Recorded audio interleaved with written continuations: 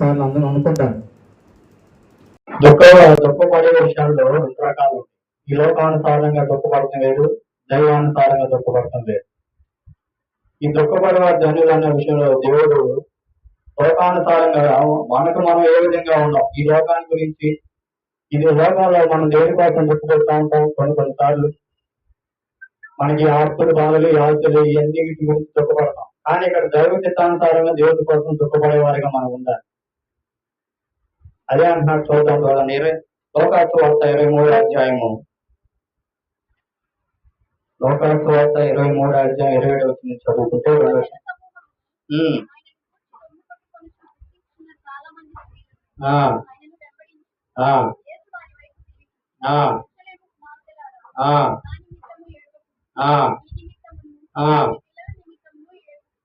చాలండి. ఇక్కడ ప్రభు వారికి మనకు తెలిసిన గొడవతాపంగా ఆయన తెలియజేస్తున్నప్పుడు గొప్ప జనసమూహం ఆయన గురించి రొమ్ము కొట్టుకుని దొప్పించుతున్న చాలా మంది స్త్రీలు ఆయనను వెంబడించారంట. అప్పుడు ఆయన ఏమంటున్నాడంటే, యేసు వారి వైపు తిరిగి, యెరూషలేము కుమార్తెలారా, నా నిమిత్తము ఏడవవద్దు అంటున్నాడు. చూడండి, నా నిమిత్తం మీరు ఏడవద్దు, మీ నిమిత్తము మీ పిల్లల నిమిత్తం ఏడవమంటున్నాడు. ఎందుకయ్యా అంటే ప్రభు వారి మాట అంటున్నాడు, మనం ఈ లోకంలో ఏదైనా ఒకడు ఈ లోకానుసారంగానే మనం అది కోల్పోయి ఇది కోల్పోయి చేస్తాం. కానీ దేవుడి ప్రకారంగా మనం ఏం చేయాలంటే దేవుడి చిత్తానుసారంగా మనం దుఃఖపడే వారిగా ఉండాలి. దేవుని చిత్తానుసారంగా మనం దుఃఖపడాలి. ఈ లోకంలో ఏది దేని నిమిత్తం నువ్వు ఏడ్చినా సరే నీకు ఫలితం లేదు.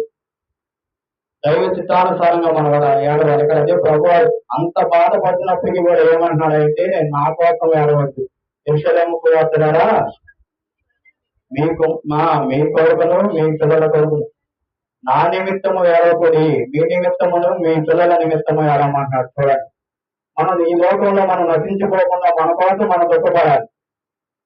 అలాంటి దుఃఖము అందుకని ప్రభు ఇక్కడ ఆ మాట రాశారు, దుఃఖపడే వారి ధన్యులు. అంటే మన కోసం కాకుండా దైవ చిత్తానుసారంగా దేవుడి కోసం మనం దుఃఖపడే వారిగా మనం ఉండాలి. దేవుడు చూస్తా ఉంటే ఈ లోకంలో ఎవరైనా మనకి తెలిసిన దగ్గర ఆత్మీయులు కానీ బంధువులు చనిపోవడంతో తలుచుకొని వస్తాం. చూడండి, అదే దేవుని కోసం అలాంటి కన్నీరు మనం కాలుస్తున్నావా? దేవుని కోసం అలా దుఃఖిస్తున్నావా? లేదు.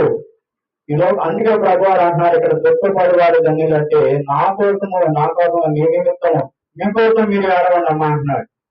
ఎవరి కోసమో కాదు, ఆయన కోసం కూడా దేవుని దుఃఖాంతం. అంటే నీ నిమిత్తం నువ్వు ఏ విధంగా ఉండవు, ఈ లోకానుసారంగా నువ్వే విధంగా నీ కోసం నీ పిల్లల కోసం ఏడమంటున్నాడు. ప్రభువారు అంతగా కలవతుల్లో మరణ త్యాగం చేసింది కూడా ఎవరి కోసం? మన కోసమే. కాబట్టి ఏమంటున్నాడంటే ఇక్కడ ప్రభువారు, మీ నిమిత్తం ఏడవండి, నా నిమిత్తం మీరు ఏడవకూడదు, మీ నిమిత్తము మీ పిల్లల నిమిత్తం. ఈ లోకంలో మనం నటించుకోకుండా మారు మనసు కలిగి జీవించాలి. మారు మనసు నా రక్షణ, అది దేవునికి, మారు మనసు కలిగిన దుఃఖం దేవునికి ఇష్టం అంటున్నాడు. ఈ లోకానుసారంగా మనం దుఃఖించడం కాదు, ఇక్కడ దేవుని కోసం మనం దుఃఖించాలి, మన కోసము మన పిల్లల నిమిత్తం ఏడవమంటున్నాడు ప్రభు ఇక్కడ. అదే పాత నిబంధనలో ఒకసారి చూసుకున్నట్టయితే దావీదు మహాభక్తుడు కూడా ఏం చేశాడంటే చిన్న పాపం చేశాడు, దాన్ని కప్పుపుచ్చుకోవడానికి ఇంకో హత్య చేస్తాడు. హత్య చేసినప్పుడు ఇక్కడ నాటాను ప్రవక్తకి ఒక చిన్న కథగా చెప్తాడనమాట. ఎవరి గురించి చెప్తాడంటే దానియేలు గారి గురించి చెప్తాడు. దావీదు గారి గురించే చెప్తాడు. దావీదు గారి గురించి చెప్పినప్పుడు అప్పుడు ఆయన రాజుగా ఉన్నప్పటికీ ఎవరు అంత పని చేసింది ఎవరు అది అని చెప్పినప్పుడు ఆయన ఆ మనుషులు నీవు నాకు 53వ కీర్తన 53వ కీర్తన మనం పుట్టుకోసం రాసి చదవండి. దావీదు కీర్తన 53వ అధ్యాయం 53వ అధ్యాయం ఫస్ట్ నుంచి ఉంటుంది. పుట్టుకోసం రాదు ఫస్ట్. అదేనమ్మా, ఒక్క నిమిషం. 51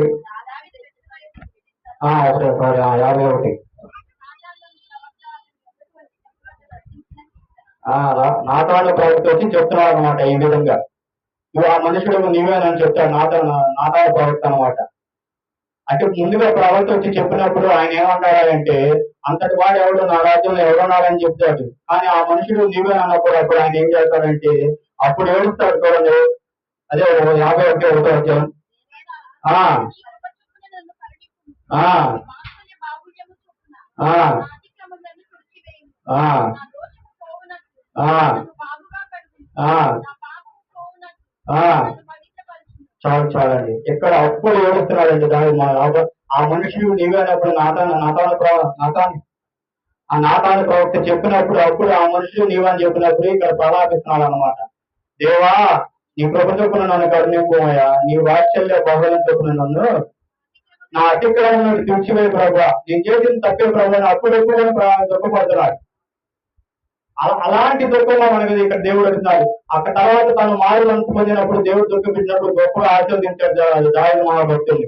అలాగే మనం కూడా చేసిన చిన్న చిన్న తప్పులు ఉంటాయి కానీ వాటన్నిటిని మనం ఒప్పుకొని దేవుని స్థుతిలో మనం దుఃఖపడేవారిగా ఉండాలి. అలాంటి దుఃఖం దేవుడికి కావాలి. అది మనం చేసిన తప్పులు కప్పిపుచ్చుకొని ప్రార్థన చేసి నువ్వు ఎంత దుఃఖపడినా కానీ నీకు అన్నిటికీ విలువ ఉండదు. ఎప్పుడైతే ఇక్కడ దావీదు మహాభక్తుడు ఆ మనుషులు నాతాను ప్రవక్త ఆ మనుషులు నీవన్నప్పుడు ప్రభు వారు అప్పుడు ఏమన్నా నేనేమన్నా ఒప్పుకుంటున్నాడు ఇక్కడ. దేవా, నన్ను నీ కృప చొప్పున నన్ను కరుణింపు ప్రభువా, నీ వాత్సల్య బహుళం చొప్పున నా అతిక్రమం తుడిచివేయ అప్పుడు ప్రార్థన చేస్తాడు. అప్పుడు ప్రార్థన చేసినప్పుడు దేవుడు ఆ ప్రభు ఆ ప్రార్థన ఆలకించాలని అప్పుడు ఆశీర్వదిస్తాడు. మనం కూడా మనం చేసిన అతిక్రమాలు కానీ పాపాలు కానీ ఏవైతే మనం ఒప్పుకొని విడిచిపెట్టి అలా దుఃఖపడతావో అప్పుడు ఆ ప్రభు ఆ అప్పుడు నిన్ను ఓదార్స్తాడు. అదే అన్నాడు, దుఃఖపడేవాడు అలాంటి చిత్తానుసారమైన దుఃఖపడాలి కానీ మన లోకానుసారమైన దుఃఖం కాదు. మన పాపాల నిమిత్తం మనం చేసిన అపరాధాల నిమిత్తం మనం ఒప్పుకొని దేవుని సన్నిధిలో ప్రార్థన చేసినప్పుడే ఆ దుఃఖానికి నీకు ఒక విలువ ఉంటది. దుఃఖపడతాం, ఊరకనే కన్నీళ్ళు వచ్చేస్తాయి. మా అరుణ్ గారిని గదించే చాలు బలబలగా చేస్తాడు. అలా కాదు, అలాంటి దుఃఖం కాదు. దేవుని చిత్తం ఇక్కడికి ఏంటంటే మన పాపాలు ఒప్పుకొని ఇక్కడ దావీదు మహాభక్తుడికి దావీదు మహారాజుకి నాతాను ప్రవక్త బుద్ధి చేసినప్పుడు ఆ మనుషులు నీవేనన్నప్పుడు ఎంత ప్రలాపించి అలా ఏడుస్తున్నాడో అలాంటి ప్రార్థన మనం చేయాలి. అలాంటి దుఃఖం మనం పడాలి. అలా దుఃఖపడే వారిగా మనం ఉండాలి. అయితే కీర్తన గ్రంథం 6వ వచనంలో కూడా మాట్లాడతారు చూడండి, ఎలా మునుగుతున్నారో చెప్తారు దావీదు గారు. ఆ ఆ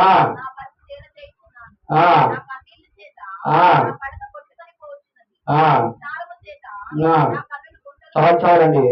నేను మూలుగుచూ అలసి ఉన్నాను, ప్రతి రాత్రి నా కన్నీళ్లు విడుచుతూ నా పరుపు తేలు చేస్తున్నాను, నా కన్నీళ్ల చేత నా పడక కొట్టుకొని పోతున్నదని ఎంతగా ప్రలాపిస్తున్నాడు, ఎంతగా ముడుగుతున్నాడు దావీదు మహారాజు. అలాంటి దుఃఖం మనకు కావాలి.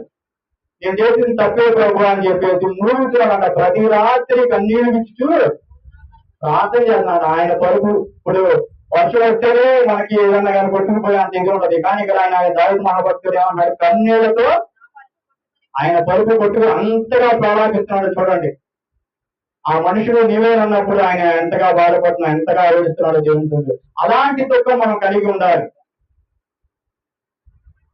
మనకు ఆస్తి కోల్పోయామే, లేకపోతే మన ఆత్మీయులను కోల్పోయామే అని మనం తలుచుకొని దాని గురించి కదా మనం ఏడుస్తాం.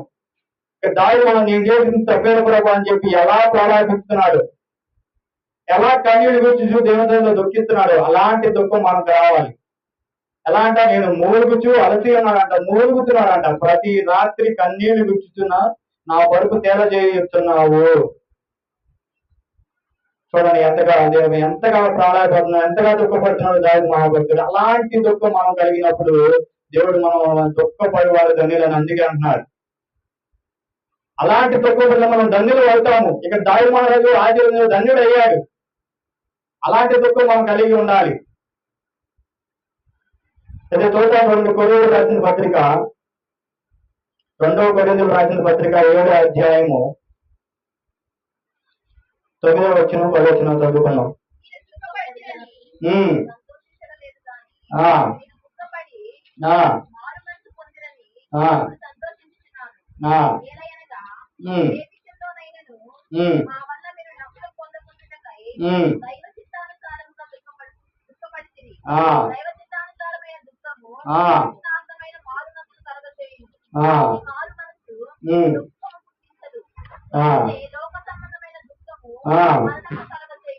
చాలండి. ఇక్కడ దైవ చిత్తానుసారమైన ఏమో దుఃఖము రక్షణార్థమైన మారు మనసులు కలిగి చేస్తుందంట.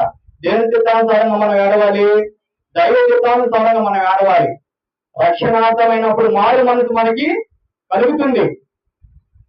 ఈ దైవ చిత్తానుసారం కాకుండా ఈ లోకానుసారం నడిస్తే ఏమవుతుందో కింద చదవండి. ఆ చూడండి, ఈ లోక సంబంధమైన దుఃఖం మనకేం కలిగజేస్తుందంట? మరణాన్ని కలిగజేస్తుంది. ఇక్కడ అపోస్తలుడైన పౌలు గారు కొరింథీ సంఘానికి రాస్తూ మంచి మాట అన్నాడు అన్నమాట. దైవ చిత్తానుసారమైన దుఃఖము రక్షణార్థమైన మారు మనసుని కలుగజేస్తుందంట. అలాంటి దుఃఖము దేవుని చిత్తానుసారంగా మనం ఎప్పుడైతే దుఃఖిస్తామో అప్పుడు మనం మారు మనసు కలిగి జీవిస్తాము. ఈ లోకానుసారంగా జీవిస్తే మనం ఏమైపోతామంట? మరణం అయిపోతాం. మరణం మనకు కలుగుతుంది. ఈ లోకానికి గురించి మనం దుఃఖపడాల్సిన అవసరం లేదు. ఎప్పుడైతే దైవ చిత్తానుసారంగా మనం ఏడవాలి, దైవ చిత్తానుసారంగా మనం దుఃఖించాలి, అప్పుడు రక్షణార్థమైన మారు మనసు మనకు కలుగుతుంది. ఈ లోకానుసారంగా నువ్వు ఎప్పుడైతే ఈ లోకానుసారంగా నువ్వు దుఃఖపడతావు అప్పుడు నువ్వు రక్షించబడవు. మారు మనసు పొందినా కానీ కూడా అది రక్షణార్థమైన దాంట్లోకి రాదన్నమాట. ఎప్పుడైతే నువ్వు దైవ చిత్తానుసారమైన దుఃఖం పొందుతావు అప్పుడు నువ్వు మారు మనసు కలిగినట్టు, రక్షణార్థమైన మారు మనసు కలిగినట్టు.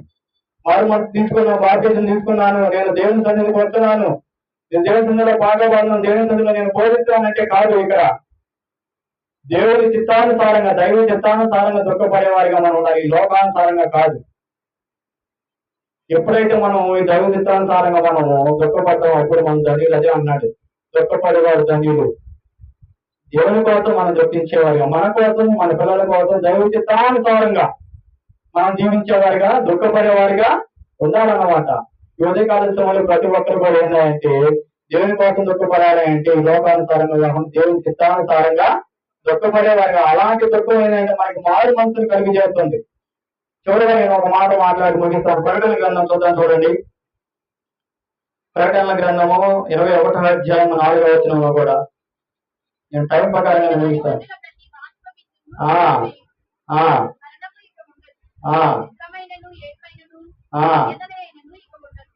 చాలండి. ఇక్కడ అలాంటి మారు మనసు దైవ చిత్తానుసారంగా మనం దుఃఖపడితే ఆయన మన దుఃఖాన్ని ఏం చేస్తానంటున్నాడంటే ఇక్కడ ఆయన వారి కన్నుల ప్రతి బాష్ప బిందువులు తుడిచివేయుదును, మరణం ఇక ఉండదు, దుఃఖమును ఏడుపులను వేదనలను ఇక ఉండదంట. చూడండి ఎలాంటి దుఃఖపడాలి. మనం దైవ చిత్తానుసారమైన దుఃఖపడినప్పుడు మనకి ఆయన ప్రతి బాష్ప బిందువుని తుడిచివేస్తాడంట. ఆయన దుఃఖం ఉండదు, వేదన ఉండదు, ఏడుపు ఉండదు, వేదన కూడా ఉన్నదంట. చూడండి అలాంటి కలుగు చేస్తాడు మనకి. మనం దైవ చిత్తానుసారమైన దుఃఖాన్ని ఎప్పుడైతే మనం పొందుతామో ఆయన మన ప్రతి బాష్ప బిందువుని తుడిచివేస్తాడు, ప్రతి శ్రమ నుంచి మనం విడుదల చేస్తాడు. విడుదల చేసింది కాక ఏంటంటే రక్షణార్థమైన మారు మనసును మనకి కలుగు చేస్తాడు. అలా మనం రక్షణార్థమైన మారు మనసు కలిగే వారిగా మనం ఈ లోక చిత్తానుసారంగా మనం దుఃఖించాల్సిన అవసరం లేదు. ఎప్పుడైతే దైవ చిత్తానుసారంగా మనం దుఃఖిస్తామో దేవుడు మనం ఏం చేస్తాడంటే ప్రతి బాష్ప బిందువుని తుడిచివేస్తానన్నాడు ఆయన.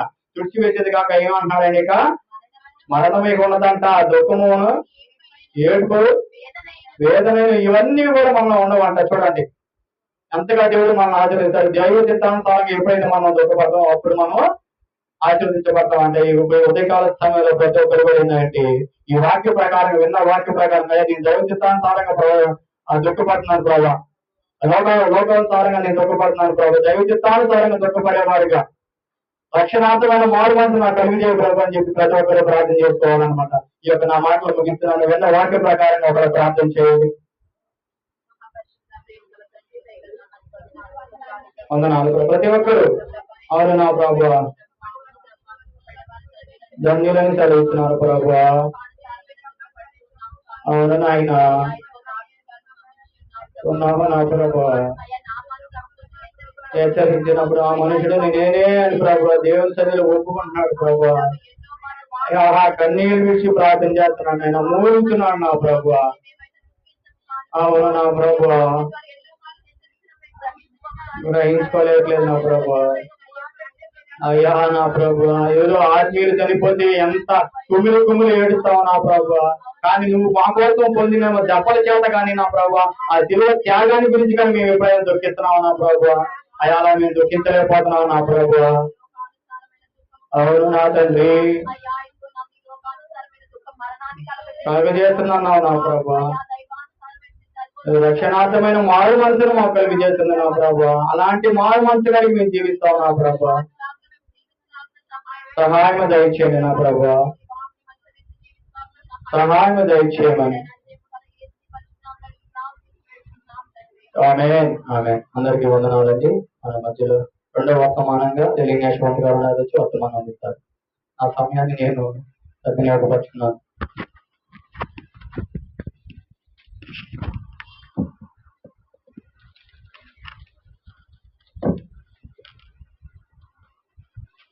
సంఘటనలకి వందనాలండి.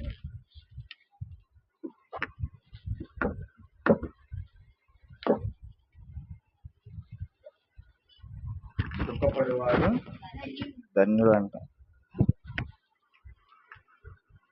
అందరు దేనికోసం దుఃఖపడుతున్నారండి? సరే, మనం వాక్య భాగంలోనికి వెళ్దామండి. ఈరోజు మనం వ్యవసాయం గురించి తెలుసుకుందాం. వ్యవసాయం అంటే తెలుసుగా అందరికీ.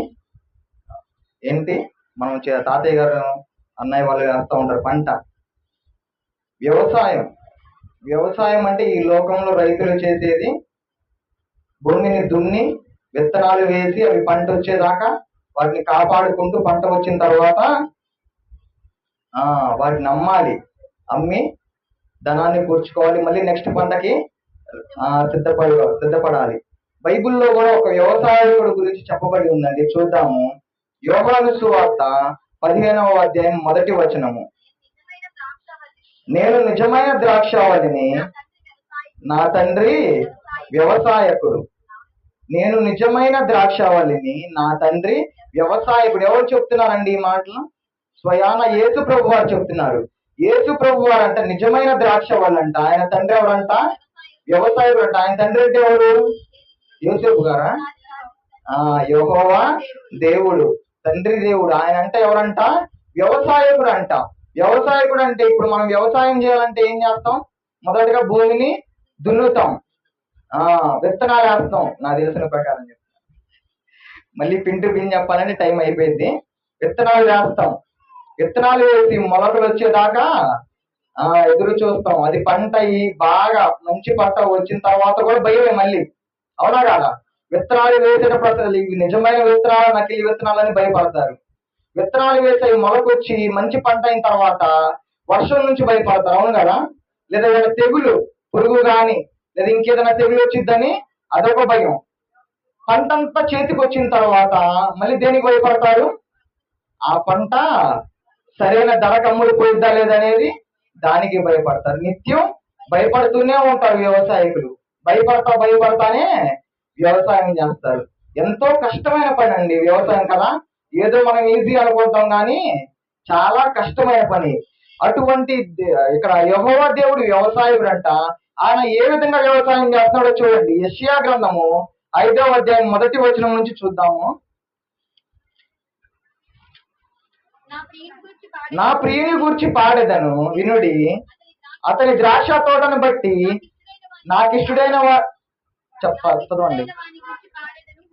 వినుడి, సత్వ భూమి గల కొండ మీద నా ప్రియునికి ఒక ద్రాక్ష తోట ఉండేను. ఇక్కడ ఎక్కడుందంట? ఏముందంట? వ్యవసాయకుడికి ద్రాక్ష తోట ఉందంట. ఆయన దాన్ని ఎట్లా చేస్తున్నాడు చూడండి. వ్యవసాయం చదవండి. ఆయన దానిని బాగుగా త్రవ్వి రాళ్ళను ఏరి అందులో శ్రేష్టమైన ద్రాక్ష తీగలను నాటించెను. చాలండి. ఎటువంటి ద్రాక్ష తీగలు నాటించాడంట? శ్రేష్టమైన ద్రాక్ష తీగలు నాటించాడంట. ఇప్పుడు మన వ్యవసాయకులు చూస్తే వాళ్ళు కూడా ఎక్కడ మంచి విత్తనాలు దొరుకుతాయా అని వెతికి మరి వెళ్తారు. ఎందుకు? ఏదైనా నకిలీ విత్తనం వస్తే దెబ్బతింటారు. అలాగే ఇక్కడ దేవుడు కూడా శ్రేష్టమైన ద్రాక్షవల్లిని నాటాడంట. చదవండి. దాని మధ్య బొరుజు వేయించి ద్రాక్ష తొట్టిని తొలిపించాను, ద్రాక్ష పండ్లు ఫలింపవాలని. చాలండి, ఇక్కడ వరకు చాలు. ఏం చేస్తున్నాడు? అంతా బాగా చేసి ద్రాక్ష పండ్లు పండాలని ఎదురు చూస్తూ ఉన్నాడంట. ఇప్పుడు ఈ లోకంలో ఉన్న వ్యవసాయకులు కూడా తమ పంట ఎప్పుడు మంచిగా చేతికి వచ్చిద్దని ఎదురు చూస్తూ ఉంటారు కదా. అదే విధంగా యెహోవా దేవుడు కూడా ఏం చేస్తున్నాడు? అది ఎప్పుడు ఫలించాలా, ఎప్పుడు ఫలిస్తాయా అని ఎదురు చూస్తూ ఉంటున్నారు. ఈ ఎదురు చూడటం అనేది ఎంత బాధాకరణం అంటే, ఎందుకంటే ఆ ఎదురు చూపులో సరైన పంట వచ్చిద్దా, సరైన ధర వచ్చిద్దా, లేదా కోత అవ్వకముందే వర్షం వచ్చిద్దా అని అంతా భయపడతా ఉంటారు. ఇక్కడ దేవుడు యెహోవా దేవుడు కూడా ఎంతో ఎదురు చూస్తున్నాడు, భయపడతా ఎదురు చూస్తున్నాడు. తన యొక్క పంట కోసం తను వేసిన ఆ యొక్క ద్రాక్ష తోట కోసం ఆ యొక్క తోటలో ఉన్న ద్రాక్ష తీగలు మంచి ఫలాలు ఇస్తాయా లేదా అని ఎంతగానో ఎదురు చూస్తూ ఉంటున్నారు. అయితే మనం ఇక్కడ చూసుకుంటే ఈ యొక్క ద్రాక్ష తోట అనేది ఈ లోకానికి సాదృశ్యంగా ఉంది. దాంట్లో వేసిన ద్రాక్ష తీగలు ఎవరు? శ్రేష్టమైన ద్రాక్ష తీగలు మనమే. దేవుడు అంట ఈ లోకం అనే ద్రాక్ష తోటలో శ్రేష్టమైన మనల్ని ద్రాక్ష తీగలుగా నాటారు. ఇక్కడ నాటి ఎదురు చూస్తున్నాడు. ఏమని ఎదురు చూస్తున్నాడు? మంచి ఫలాలు ఫలిస్తాయా అని ఎదురు చూస్తున్నారు. మంచి ఫలాలు అంటే ఏమిటి? మనం క్రితం వారం వరకు చెప్పుకున్నాం, ఆత్మ ఫలాలు. మరొకసారి దాన్ని గుర్తు చేసుకుందాము. గలతీయులకు రాసిన పత్రిక 5వ అధ్యాయం 22వ వచనం. మనం మర్చిపోకూడదు ఆ యొక్క ఆత్మ ఫలాలు. అయితే ఆత్మ ఫలం ఏమనగా ప్రేమ, సంతోషము, సమాధానము, అందరూ చెప్పండి, దీర్ఘశాంతము, దయాలుత్వము, మంచితనము, విశ్వాసము, సాత్వికము, ఆశా నిగ్రహము. ఈ యొక్క ఆత్మ ఫలాలు ఫలించాలని యేసు ప్రభు యెహోవా దేవుడు ఎంతగానో ఎదురు చూస్తున్నాడంట. ఆ యొక్క ఎదురు చూపు ఏమైందో ఇందాక చూస్తున్న యెషయా గ్రంథము చూడండి. కానీ అది కారు ద్రాక్షాలు. ఎటువంటి ద్రాక్షాలు ఫలిస్తున్నామంట? మనము కారు ద్రాక్షాలు ఫలిస్తున్నామంట. ఎంత బాధాకరం అండి. ఒక వ్యవసాయకుడు తను ఎంతో ఆశతో ఒక భూమిని సేద్యపరిచి దాంట్లో విత్తనాలు వేసి పంట వస్తుంది అని ఎదురు చూస్తే ఆ పంటకు తెగులు సంభవిస్తే ఏమైందండి? ఎంతో చాలా బాధ, చెప్పలేనంత బాధ. నష్టపోతారు కూడా, పెట్టుబడి కూడా రాని పరిస్థితులు అనేవి ఉంటాయి. అటువంటి బాధాకరమైన పరిస్థితులు ఇప్పుడు యెహోవా దేవుడు ఉన్నాడు. ఏమైందంట? ఇటువంటి ఫలాలు ఫలిస్తుందంట. తను వేసిన తోట కారు ద్రాక్షాలు ఫలిస్తుందంట. ఎటువంటి ద్రాక్షాలు ఫలించాలని అనుకున్నాడు? ఆత్మీయ ఫలాలు, శ్రేష్టమైన ఆత్మీయ ఫలాలు ఫలించాలని ఆయన కోరుకుంటే మనమేమో కారు ద్రాక్షాలు ఫలిస్తానంటే ఎంత దుఃఖకరం అండి. ఎంత బాధపడతాడు ఆ వ్యవసాయకుడు. అయితే ఆ వ్యవసాయకుడు ఇంకా అంత బాధపడతా తర్వాత శపిస్తున్నాడు. బాధపడి శపిస్తున్నాడు. చూడండి 5వ వచనం నుంచి చూడండి. ఆలోచించుడి, నేను నా ద్రాక్ష తోటకు చేయబో కార్యమును మీకు తెలియజెప్పేదను. అయితే ఎంతగానో ఎదురు చూశాడంట శ్రేష్టమైన ఫలాలు ఫలిస్తామని. కారు ద్రాక్షాలు ఫలించేసరికి ఏం చేస్తానంట చూడండి.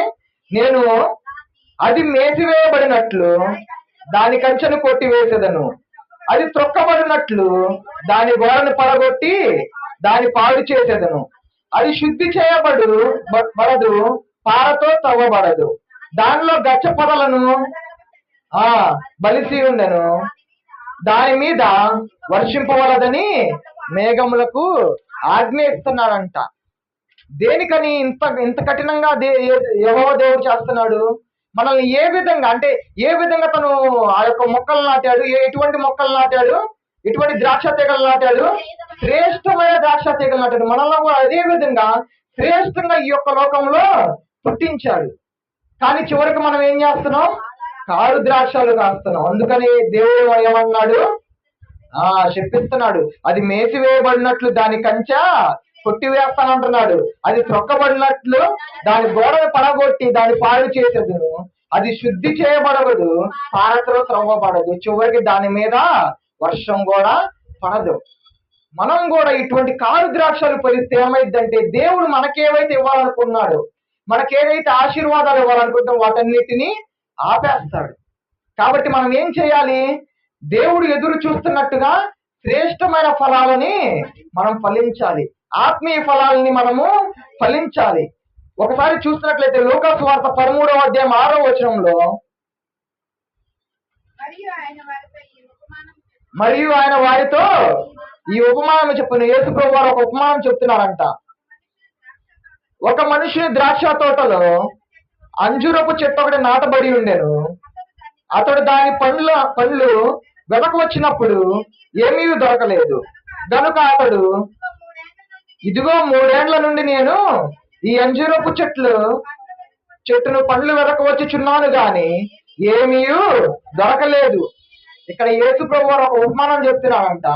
ఆయన ఒక తోటలోకి వెళ్ళి, ద్రాక్ష తోటలోకి వెళ్ళి, అంజూరపు చెట్టు ఉంటే దాని దగ్గరికి వెళ్ళి చూస్తుంటే దాంట్లో ఫలాలు ఉన్నాయా? ఏమీ లేవు. అప్పుడు వెళ్ళి చూసాడా? లేదా అంతకుముందు కూడా చూసాడా? 3 సంవత్సరాల నుంచి చూస్తున్నాడంట. ఎటువంటి ఫలము లేదంట. మనల్ని కూడా ఎన్ని సంవత్సరాల నుంచి చూస్తున్నాడు దేవుడు? ఆ ఎన్నో సంవత్సరాల నుంచి చూస్తున్నాడు. మనం ఏమైనా ఫలాలు ఫలిస్తున్నామా? ఎటువంటి ఫలాలు ఫలిస్తున్నాం? ఒకవేళ ఫలిస్తే అది కూడా మనము జ్ఞాపకం చేసుకోవాలి, గుర్తు చేసుకోవాలి. నేను ఎటువంటి ఫలాలు ఫలిస్తానని తర్వాత చదవండి. దీనిని నరికివేయము, దీని వలన ఈ భూమి ఎలా వ్యర్థమైపోవాలని ఏం చెప్తున్నాడంట? ఫలాలు లేకపోయేసరికి దీనిని నరికివేయమంటున్నాడంట. దానివల్ల భూమి యొక్క సారం పోతుందంట. మనము కూడా దేవుడు ఈ రోజు మనల్ని చూస్తే మనం ఆత్మ ఫలాలు అనేది ఫలించలేకపోతే ఏం చేస్తాడు? దేవుడు నరికివేసి వీడి వల్ల ఈ యొక్క భూమికి బరువే గాని వీడి వల్ల ఎవరికి బాగుపడరు. అందుకని వీడు ఉంటే వేరే వాళ్ళు చెడిపోతారని ఏం చేస్తాడు? భూమి యొక్క సారం చెడిపోయిద్దని నరికివేస్తాడు. మనం చాలా జాగ్రత్తగా ఉండాలి. అయితే తర్వాత బ్రతిమాలుతున్నాడు. అయితే వాడు, అయ్యా నేను దాని చుట్టూ త్రవ్వి ఎరువు వేయి మట్టుకు ఈ సంవత్సరము కూడా చూడండి. ఇందాక మనం ఒక వ్యవసాయకుడు గురించి చెప్పుకున్నాం. ఎవరు ఆ వ్యవసాయకుడు? యెహోవా దేవుడు. నిజమైన ద్రాక్ష వల్ల ఎవరు? యేసు ప్రభు వారు. అయితే ఇక్కడ దీంట్లో మనం చూసుకున్నట్లయితే ఆ యొక్క తోటమాలి యేసు ప్రభు వారంట, యజమాని ఏమో యెహోవా. అయితే ఆ యొక్క ఫలాలు లేకపోయేసరికి యజమానుడి కోపం వచ్చి తీసేద్దాం అనుకుంటే ఆ యొక్క తోటమాలి ఏం చేస్తున్నాడు? యేసు ప్రభు వారు మన తరపున ఏం చేస్తున్నాడు? బ్రతిమాలుతున్నాడు. ఈ సంవత్సరమైనా వీళ్ళ నుంచి అయ్యా, ఈ సంవత్సరమైనా ఆ యొక్క చెట్టు నుంచి అయ్యా, నేను అన్ని చేస్తాను, వాళ్ళకి అన్ని చేస్తాను, వాళ్ళు ఫలిస్తారు. ఫలించకపోతే అప్పుడు వారిని తీసివేద్దామని దేవుడు యేసు ప్రభు వారు మన పక్షాన ఏవో దేవుణ్ణి అడుగుతున్నాడు. ఈ సంవత్సరం అయినా మనం ఆత్మ ఫలాలని ఫలించలేకపోతే ఏం చేస్తాడు? ఇంకా యెహోవా దేవుడికి అప్పగిచ్చేస్తాడు. యెహోవా దేవుడు ఏం చేస్తాడు? అప్పుడు నరికి వేస్తాడు. ఇక మీద మన మీద వర్షాలు అనేవి కొరవు, ఏ ఆశీర్వాదాలు అనేది మన కుటుంబానికి రావు. కాబట్టి మనం ఏం చేయాలంటే ఈ రోజు నుంచి ఆత్మ ఫలాలని ఫలించే విధంగా ఉండాలి. చివరిగా చూడండి, మత్తయి సువార్త 21వ అధ్యాయము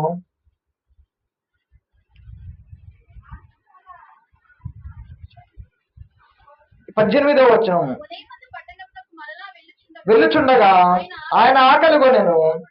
అక్కడ త్రోవ పక్కన ఉన్న అంజూరపు చెట్టుని చూచి దాని వద్దకు రాగా ఆకులు తప్ప మరేమీ కనబడలేదు. కనుక దానిని చూచి అని చెప్పాను. తక్షణమే అంజూరపు చెట్టు ఎండిపోయాను. ఏమవుతుందంటే ఇక్కడ ఆ యొక్క అంజూరపు చెట్టు దగ్గరికి వెళ్ళేసరికి ఒక ఫలం కూడా కనపడకపోయేసరికి పాపం వచ్చి యేసు ప్రభు గారు చెప్పిస్తే ఏమైందంట? ఎండిపోయిందంట. ఈ రోజు యేసు ప్రభు వారు కానీ యెహోవా దేవుడు కానీ మనల్ని చూసినప్పుడు మనం కూడా ఆ ఫలింపని చెట్లు లాగా ఉంటే ఏమవుతాము? చెప్పింపబడతాము. వెంటనే ఎండిపోతాం మన జీవితంలో. ఏవి దేవుడు మనకి ఇవ్వాలనుకున్నవి ఏమి ఇవ్వడు, ఏమి రావు కూడా. ఏం చేయాలంటే మనం అవన్నీ మనకు కావాలంటే ఎటువంటి ద్రాక్ష ఫలాలు మనం ఫలించాలి? శ్రేష్టమైన ఆత్మ ఫలాలు మనం ఫలించాలి. ఆత్మ ఫలాల గురించి మనం విన్నాం. అవన్నీ మనము ఫలించాలి. ఫలించకపోతే మన యొక్క అవకాశం దేవుడు చూస్తున్నాడు. చివరికి ఏం చేస్తాడు? నరికి వేస్తాడు. ఈ యొక్క భూమి మీద నుంచి మనల్ని తీసివేస్తాడు. నరికివేసి ఎక్కడ వేస్తాడు కూడా తర్వాత చెప్పాడు. దేంట్లో వేస్తాడంట? అగ్నిలో పారవేస్తాడంట. ఆ అగ్నిలోకి మనం వెళ్లకుండా ఉండాలంటే శ్రేష్టమైన ద్రాక్ష ఫలాలు మనము ఫలించాలి. ఆత్మ ఫలాలను మనం ఫలించాలి. ఈ యొక్క వాక్యం అందరికీ అర్థమైందని కోరుకుంటున్నా. మాటలు ముగిస్తున్నానండి. కళ్ళు మూసుకున్నట్లయితే ప్రార్థన చేసుకున్నాము. పరిశుద్ధుడా, ప్రేమ గల తండ్రి, మీకు వేలాది వందనాలు ప్రభువా. ఎన్నో సంవత్సరాలుగా ప్రభువా మీరు మమ్మల్ని ఇదిగో ప్రభువా నీ పంటగా తండ్రి మమ్మల్ని వ్యవసాయం చేస్తున్నారు ప్రభువా. ఇదిగో ప్రభువా ఎన్నో శ్రేష్టమైన ఫలాలు మీరు ఫలిస్తామని మీరు ఎదురు చూస్తున్నారు ప్రభువా. కానీ మేము శ్రేష్టమైన ఫలాలు ఫలించకుండా ప్రభువా కారు ద్రాక్షాలు ఫలిస్తున్నాం ప్రభువా. మమ్మల్ని క్షమించండి ప్రభువా. మీరు మమ్మల్ని నాటేటప్పుడు శ్రేష్టంగానే నాటారు, కానీ ప్రభువా ఈ భూమి మీదకు వచ్చినప్పుడు నేను చెడిపోయాను ప్రభువా. క్షమించండి ప్రభువా. మమ్మల్ని కడగండి ప్రభువా. కడిగి పవిత్రపరచండి ప్రభువా.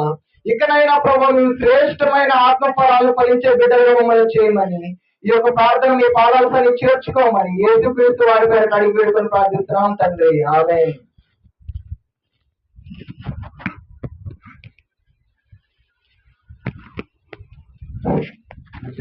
మంచి వర్తమానం గారి వందనాలు తెలియజేస్తున్నాను. అలాగే మన మధ్యలో దైవజనులు దాయిదాన గారు ఉన్నారు. వచ్చే వర్తమానం అందిస్తారు.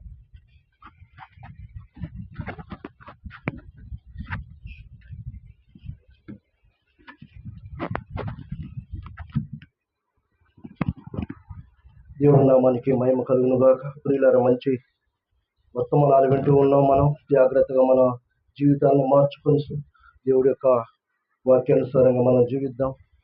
ఎందుకంటే ఈ లోకం భయంకరంగా ఉంది. భయంకరమైన లోకంలో మనం జీవిస్తున్నాం. మనం జాగ్రత్తగా మంచి ఫలాలు ఫలిస్తూ ఈ లోకంలో జీవించాలి. ఈ లోకంలో ఉన్నంత కాలము మనము ఈ లోకం కొరకే ఆలోచిస్తాం, కానీ మనము పరలోకం గురించి ఆలోచించేది చాలా తక్కువ ఈ లోకంలో. అందుకోసం ఈ లోకము గతించుచున్నది అన్నాడు. ఈ లోకం గతించే ఈ లోకంలో మనము ఈ లోక సంబంధము కాదు, పర సంబంధులం పరలోకంలో. ఎందుకంటే మనం ఈ లోకంలో ఉన్నంత కాలము దేవుడి యొక్క వాక్యానికి లోబడుతూ దేవుడి మాట వింటూ మనది ఈ లోకం కాదు, కానీ పరలోకం మనది. ఆ లోకంలో మనం వెళ్ళవలసిన వారం మనం. కాబట్టి మనం జాగ్రత్తగా మనం తెలుసుకుందాం. వాక్యానుసారంగా మనం జీవిస్తూ ఈ లోకంలో మనం మంచి భక్తి గలవారమై విశ్వాసముతో మనం దేవుళ్ళు వెతుకుదాం. పిల్లరా, తల ఉంచి కళ్ళు మూసుకొని ప్రార్థన చేసుకున్నాం. పరిశుద్ధురామోన్నతుడనైనా నీ ఘనమైన ఉన్నతమైన నామాన్ని బట్టి నీ వందనాలు ప్రభువా. నా తండ్రినైనా మీ దాసులు చెప్పిన ప్రతి మాటను నా తండ్రి ప్రతి ఒక్కరు గ్రహించి ఆలోచించి నిజమే ప్రభువా. నా తండ్రి మంచి ఫలాలు ఫలించాలి ప్రభువా. నా తండ్రి మేము ఎలా ఫలాలు ఫలిస్తూ ఉన్నాం ఈ లోకంలో జీవించినంత కాలం నా తండ్రి తెలుసుకొని ప్రభువా వాక్యానుసారంగా జీవించే కృపను దయచేయండి. నన్ను బలపరచు నా తండ్రి. ఎలా మాట్లాడే విధములతో జ్ఞానాన్ని దయచేసి నీ పరిశుద్ధాత్మ ద్వారా నింపండి. నా ప్రభుని రక్షకుడు యేసుక్రీస్తు వారి నామాన్ని ప్రార్థించున్నాం తండ్రి, ఆమేన్. అపోస్తలుడైన పౌలు గారు ఫిలిప్పీలకు రాస్తూ ఏమంటున్నాడు చూడండి. ఫిలిప్పీలకు రాసినటువంటి పత్రిక, ఫిలిప్పీలకు రాసినటువంటి పత్రిక 3వ అధ్యాయము, ఫిలిప్పీలకు రాసిన పత్రిక 3వ అధ్యాయము 17 చదవండి. సహోదరులారా, మీరు నన్ను పోలి నడుచుకునుడి, మేము మీకు మాదిరై ఉన్న ప్రకారము నడుచుకును. గురువు పెట్టి చూడుడి. అనేకులు క్రీస్తు శిలువునకు శత్రువులుగా నడుచుకునుచున్నారు. మీ వీరిని గురించి అనేక పర్యాయములు చెప్పి ఇప్పుడును ఏడ్చుచూ చెప్పుచున్నాను.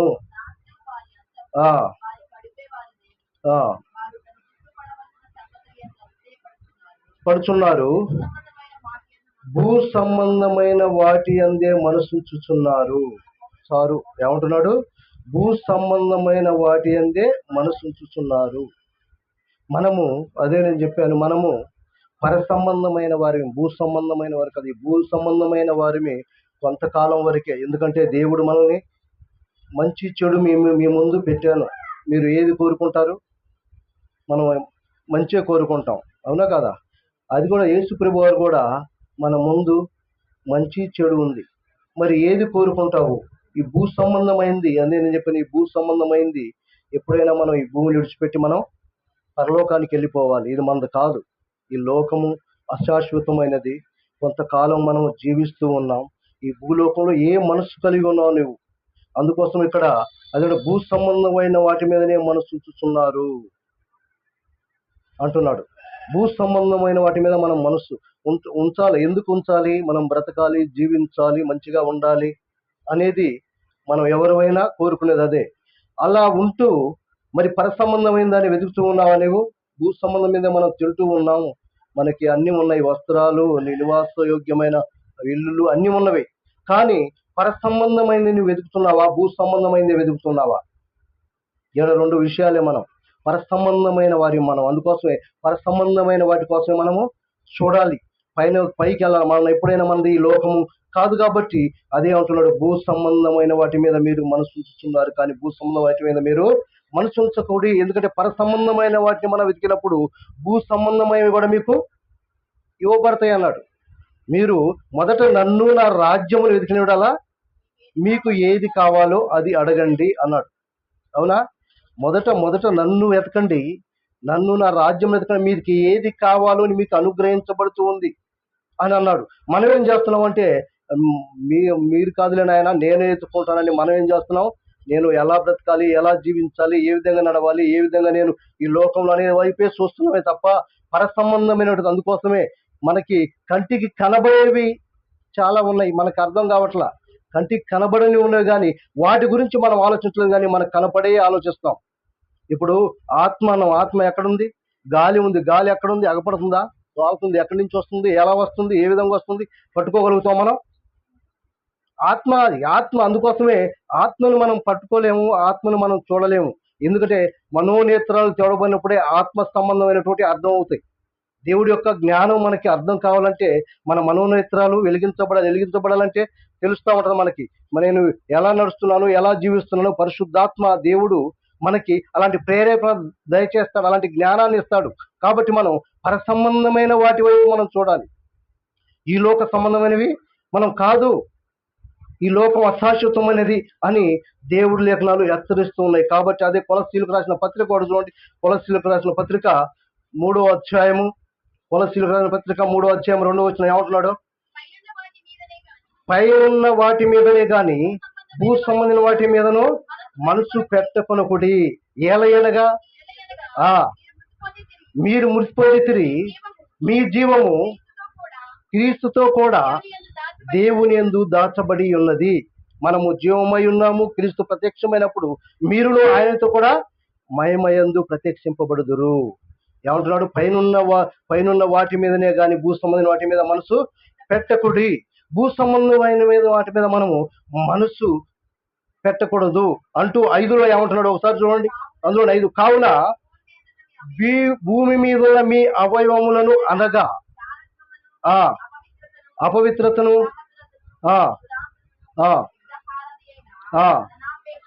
చంపివేయుడి,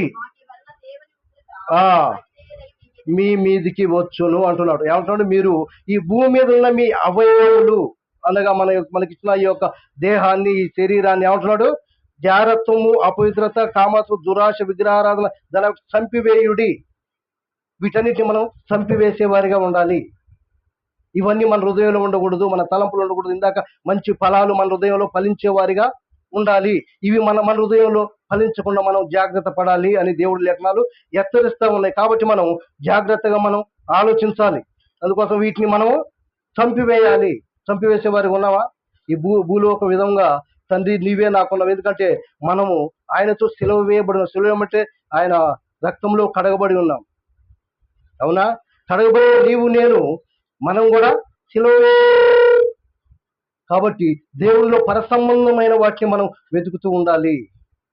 అలా వెతికినప్పుడే దేవుడు మనకు అర్థమవుతాడు, మనం తెలుసుకోగలుగుతాం, మనం నిజమైనటువంటి జీవితం జీవించగలుగుతాం, సరైన భక్తిలో మనం ఉండగలుగుతాం, సరైన భక్తి మనం చేయగలుగుతాం. ఎందుకంటే తండ్రిగో నాది ఈ లోకం కాదు ప్రభువా, అశాశ్వతమైనది ఈ లోకము. తండ్రిగో నీ వైపు గురి కలిగి ఉన్నాను. నా మనసు, నా హృదయము, నా తలంపులు, నా ఆలోచనలు సమస్తము నీకు తెలుసు. నువ్వు చూస్తున్న దేవుడు. ఎందుకంటే నువ్వు నన్ను ఏర్పాటు చేసుకున్నావు కాబట్టి. ఎందుకంటే నేను నీ పని చేస్తానా? నా పిల్లలు ఇప్పుడు మనం చేస్తాం. మన పిల్లలు ఉన్నారు, మనల్ని ఏమనుకుంటాం? మనకంటే గనులుగా, అధికులుగా ఉండాలి, సంతోషంగా ఉండాలి, ఆనందంగా ఉండాలి అని కోరుకుంటామా? అలాగే మన తండ్రి కూడా ఆయన పిల్లలైన మనల్ని ఈ భూలోకంలో ఉంచాడు. ఎందుకు? నా పిల్లలు నన్ను గణపరచాలి, నాకు మహిమ తేవాలి, నాలో ఉండాలి, నాలో జీవించాలి అని చెప్పి ఆయన ఎంతో మనల్ని ఎదురు చూస్తూ ఉన్నాడు, మన వైపు చూస్తున్నాడు. మనం ఏం చేస్తున్నాం అంటే, తండ్రి గుణైనా నా పని నేను చేసుకుంటున్నాను ప్రభువా, నేను బ్రతుకుతున్నాను అనుకుంటున్నాను. కాదు, ఆయన యొక్క, నేను అదే అనుకుంటాను ముఖ్యంగా. ఎందుకంటే ఆయన ప్రాణము మనలో ఉండి జీవింపజేస్తా ఉంది, మనల్ని బ్రతికిస్తా ఉన్నాడు. మనల్ని జీవింపజేసేది ఆయన ఆత్మ వల్ల మనం జీవిస్తూ ఉన్నాం. ఆత్మయే జీవింపజేస్తుంది, శరీరము కేవలం నిష్ప్రయోజనమై ఉన్నది. నిష్ప్రయోజనమైనటువంటి దాని మీద మనం చూస్తున్నాం, కానీ పరసంబంధమైన మీద మనం మనసు ఉంచట్లేదు. అందుకోసమే దేవుడు అనేకంగా ఎన్నో విధాలుగా మనల్ని హెచ్చరిస్తూ ఉన్నాడు, ఎన్నో విధాలుగా తెలియజేస్తా ఉన్నాడు. పిల్లారా, రోమిలకు రాసిన పత్రిక కూడా అంటాడు చూడండి. రోమిలకు రాసిన పత్రిక చూడండి, 6వ అధ్యాయము, రోమిలకు రాసిన పత్రిక 6వ అధ్యాయము 13 చూడండి. మరియు మీ అవయవములు దుర్నీతి సాధనాలుగా పాపములకు అప్పగింపకుడి. చూసిన మీరు మృతుల్లో నుండి సజీవం అనుకొని మిమ్మల్ని మీరే దేవునికి అప్పగించుకునుడి. మీ అవయవములను ఏమన్నాడు? దుర్నీతి సాధనములుగా దేవునికి అప్పగించుడి. అంటే మనం ఏం వాడుతున్నాం? మన యొక్క అవయవాల్ని దుర్నీతి సాధనాలుగా మనం వాడుతూ ఉన్నాం. ఈ లోకానుసారముగా ఇగో మనం ఏం చేయాలి? కనులు ఇచ్చాడు, చెవులు ఇచ్చాడు, ఈ కాళ్ళు ఇచ్చాడు, ఇవన్నీ ఇచ్చాడు. మనకెందుకు?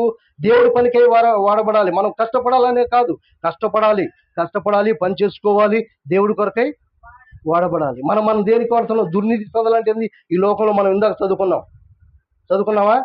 ధనాపేక్ష, ఈ లోకానుసారమైనటువంటి జీవితాలు, ఈ లోకానుసారమైన మోసకరమైనటువంటి జీవితాలు, ఇవన్నీ వాడకున్నట్లుగా దేవుడి కొరకే మనం వాడబడాలి. ఈ అవయవం, ఈ యొక్క దేహము దేవుడు మనకు అనుగ్రహించాడు కాబట్టి ఈ దేహం అంతా ఎవరి కొరకై వాడాలి? దేవుని కొరకై వాడాలి. దేవుని కొరకై ఆయనకి ఇష్టముగా జీవించాలి. ఆయనకి ఇష్టముగా జీవించాలంటే ఆయన పనిలో మనం ఉండాలి, ఆయన వాక్యాన్ని ధ్యానిస్తూ ఉండాలి, మనం ప్రార్థిస్తూ ఉండాలి. సరైనటువంటి జీవితం జీవించేటప్పుడు పరిశుద్ధాత్మ మనకు తోడై ఉండి నడిపిస్తూ ఉంటుంది. నువ్వు సరైన మార్గంలో నడవట్లేదు, సరిగా మాట్లాడట్లేదు, సరిగా నువ్వు బోధించలేదు, సరిగా నువ్వు నడవట్లేదు, సరైన మార్గంలో నడవట్లేదని మనకి ఏం చేస్తుంటది? ఆత్మ ప్రేరేపిస్తూ ఉంటుంది. ఆ ప్రేరేపించినప్పుడు మనం ఏమనుకుంటాం? సరి చేసుకుంటాం, నిజంగానే నేను సరిగా మాట్లాడట్లేదు, అబద్ధాలు ఆడుతూ ఉన్నాను, మోసాలు చేస్తూ ఉన్నాను, ఇవన్నీ మనకి తెలియజేస్తూ ఉంటది. కాబట్టి మనం మంచి మార్గంలో నడుస్తూ ఉండాలి, దేవుడి యొక్క మార్గంలో నడుస్తూ ఉండాలి. పర సంబంధమైన వాటిని వెతికేటప్పుడు పరిశుద్ధాత్మను కలిగి మనము దేవుడి యొక్క వాక్యాన్ని చదివేటప్పుడు, ప్రార్థించేటప్పుడు మనకి ఆ ప్రేరేపణ వస్తూ ఉంటది. ఆ ప్రేరేపణ వచ్చినప్పుడు మనం సరైనటువంటి జీవితాన్ని జీవిస్తాం. మనకి ఏమన్నాడు? ఈ అవయవాల్ని దుర్నీతి సాధనాలకు అప్పచెప్పుతున్నాడు. మంచి పనికి, దేవుడి యొక్క పనికి, మంచి మిమ్మల్ని హెచ్చరించడానికి, సరైన మార్గంలో నడిపించడానికి, సరిగా జీవించడానికి, నేను ఎలా జీవిస్తున్నాను దానికి హెచ్చరించడానికి మంచి దుర్నీతి సాధనాలుగా మనం వాడాలి ఈ అవయవాలని అని దేవుడు ఎక్కడ 8 చూడు. నీతి సాధనాలుగా మనం వాడాలి కానీ దుర్నీతి సాధనాలుగా మనం వాడకూడదు. అదే 8:13 కూడా చదవండి. 8వ అధ్యాయం 13వ వచనం ఏమంటున్నాడు? మీరు శరీరానుసారముగా ప్రవర్తించినలా సావవలసిన వారై ఇందురు గాని ఆత్మచేత శరీర క్రియలను చంపిన ఎడల జీవించెదరు. ఏం చేయాలంటాడు? మీరు శరీరానుసారముగా ప్రవర్తించిన ఎడల సావవలసిన వారమే. మనం ఈ శరీరము మృతమైపోయేదే, అవునా కాదు? ఎప్పుడైనా ఈ శరీరాన్ని విడిచిపెట్టాలి. ఎంత గనుడైనా, ఎంత జ్ఞానవంతుడైనా, ఎంత డబ్బు ఉన్నా, ఎంత హోదా ఉన్నా, ఎలాంటి వారు అయినా కూడా ఏమన్నాడు? ఈ శరీరాన్ని ఒక దినములో మనం విడిచిపెట్టవలసిన వారమై ఉన్నాము. కానీ ఆత్మచేత శరీర క్రియలను ఏమన్నాడు? చంపివేయమన్నాడు. నువ్వు ఎప్పుడు చంపివేస్తావు ఈ క్రియలు? ఆత్మచేత నువ్వు ప్రేరేపింపడినప్పుడు, దేవుడి యొక్క వాక్యానుసారంగా జీవించినప్పుడు, పరిశుద్ధాత్మ మనకు తోడై ఉన్నప్పుడు వీటన్నిటిని చంపివేస్తావు. ఇవన్నీ మనకి రావు. ఈ లోక సంబంధమైనవి, పర సంబంధమైనవే జీవిస్తూ ఉంటాం. కాబట్టి ఈ లోక సంబంధమైనవి మనకి కావాల్సింది. శరీరానుసారంగా జీవించడం, ప్రవర్తించడం ఎడలా చావాల్సిన వారు, ఎప్పుడైనా చనిపోవాల్సిందే ఈ శరీరం. కాబట్టి ఆత్మానుసారం ఎప్పుడు ఆత్మ మనకి జీవింపజేస్తూ ఉంటుంది. ఎప్పుడు మన ఆత్మ, మన శరీరం చనిపోయిన ఆత్మ జీవించేది ఎప్పుడు నిత్యం ఉండేది ఆత్మ కొరకే. మనకు అందుకోసమే మన పౌరస్థితి ఎప్పుడు మనకి అదే అన్నాడు. చూడండి, కొలస్సీలకు రాసిన పత్రికలు అంటాడు చూడండి 3, ఈ పౌరస్థితి నిత్యం ఉండేది. ఆ పౌరస్థితి కోసం చూడాలి. మనం ఈ లోకం కోసం మనం చూస్తూ ఉంటాం. ఏమన్నాడు? కొలస్సీలకు రాసిన పత్రిక 5:6 అని కూడా చూడండి. కొలస్సీలకు రాసిన పత్రిక 3వ అధ్యాయము 6వ వచనం అనుకుంటా. మీ పౌరస్థితి. ఫిలిప్పీలకు రాసిన పత్రిక చూడండి. ఫిలిప్పీ రాసిన పత్రికలు అనుకుంటా 3వ అధ్యాయము. మన పౌరస్థితి పరలోకమందున్నది. మన పౌరస్థితి ఈ స్థితి కాదు, ఈ లోకంలో మనం జీవించినంత కాలం కాదు. మన పౌరస్థితి ఆడుంది పరలోకం నుండి. పరలోకం వైపు చూడాలి. అందుకోసమే పర సంబంధమైన వాటిని మనం వెతకాలి అని దేవుడి లేఖనాలు హెచ్చరిస్తూ ఉన్నాయి. కాబట్టి మనం ఈ యొక్క మధ్యాహ్న కాల సమయంలో మనం జాగ్రత్తగా మనం దేవుడి యొక్క లేఖనాల ప్రకారం మనం జీవించే వారిగా మనం ఉండాలి. ఎఫెసీయులకు రాసిన పత్రికలు కూడా అంటాడు. ఏమంటాడు చూడండి 5వ అధ్యాయంలో, ఎఫెసీయులకు రాసిన పత్రిక 5వ అధ్యాయము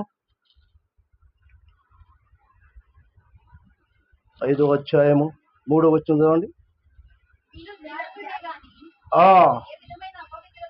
మీలో జారత్వమే గాని, ఏ విధమైన అపవిత్రతే గాని, లోభత్వమే గాని వీటి పేరేళ్ళు వెత్తకూడదు. ఇది పరిశుద్ధులకు తగినది. ఏమంటున్నాడు? పరిశుద్ధంగా మనం జీవించేటప్పుడు ఏమంటున్నాడు? మీలో వీటి పేరైనను ఎత్తకూడదు.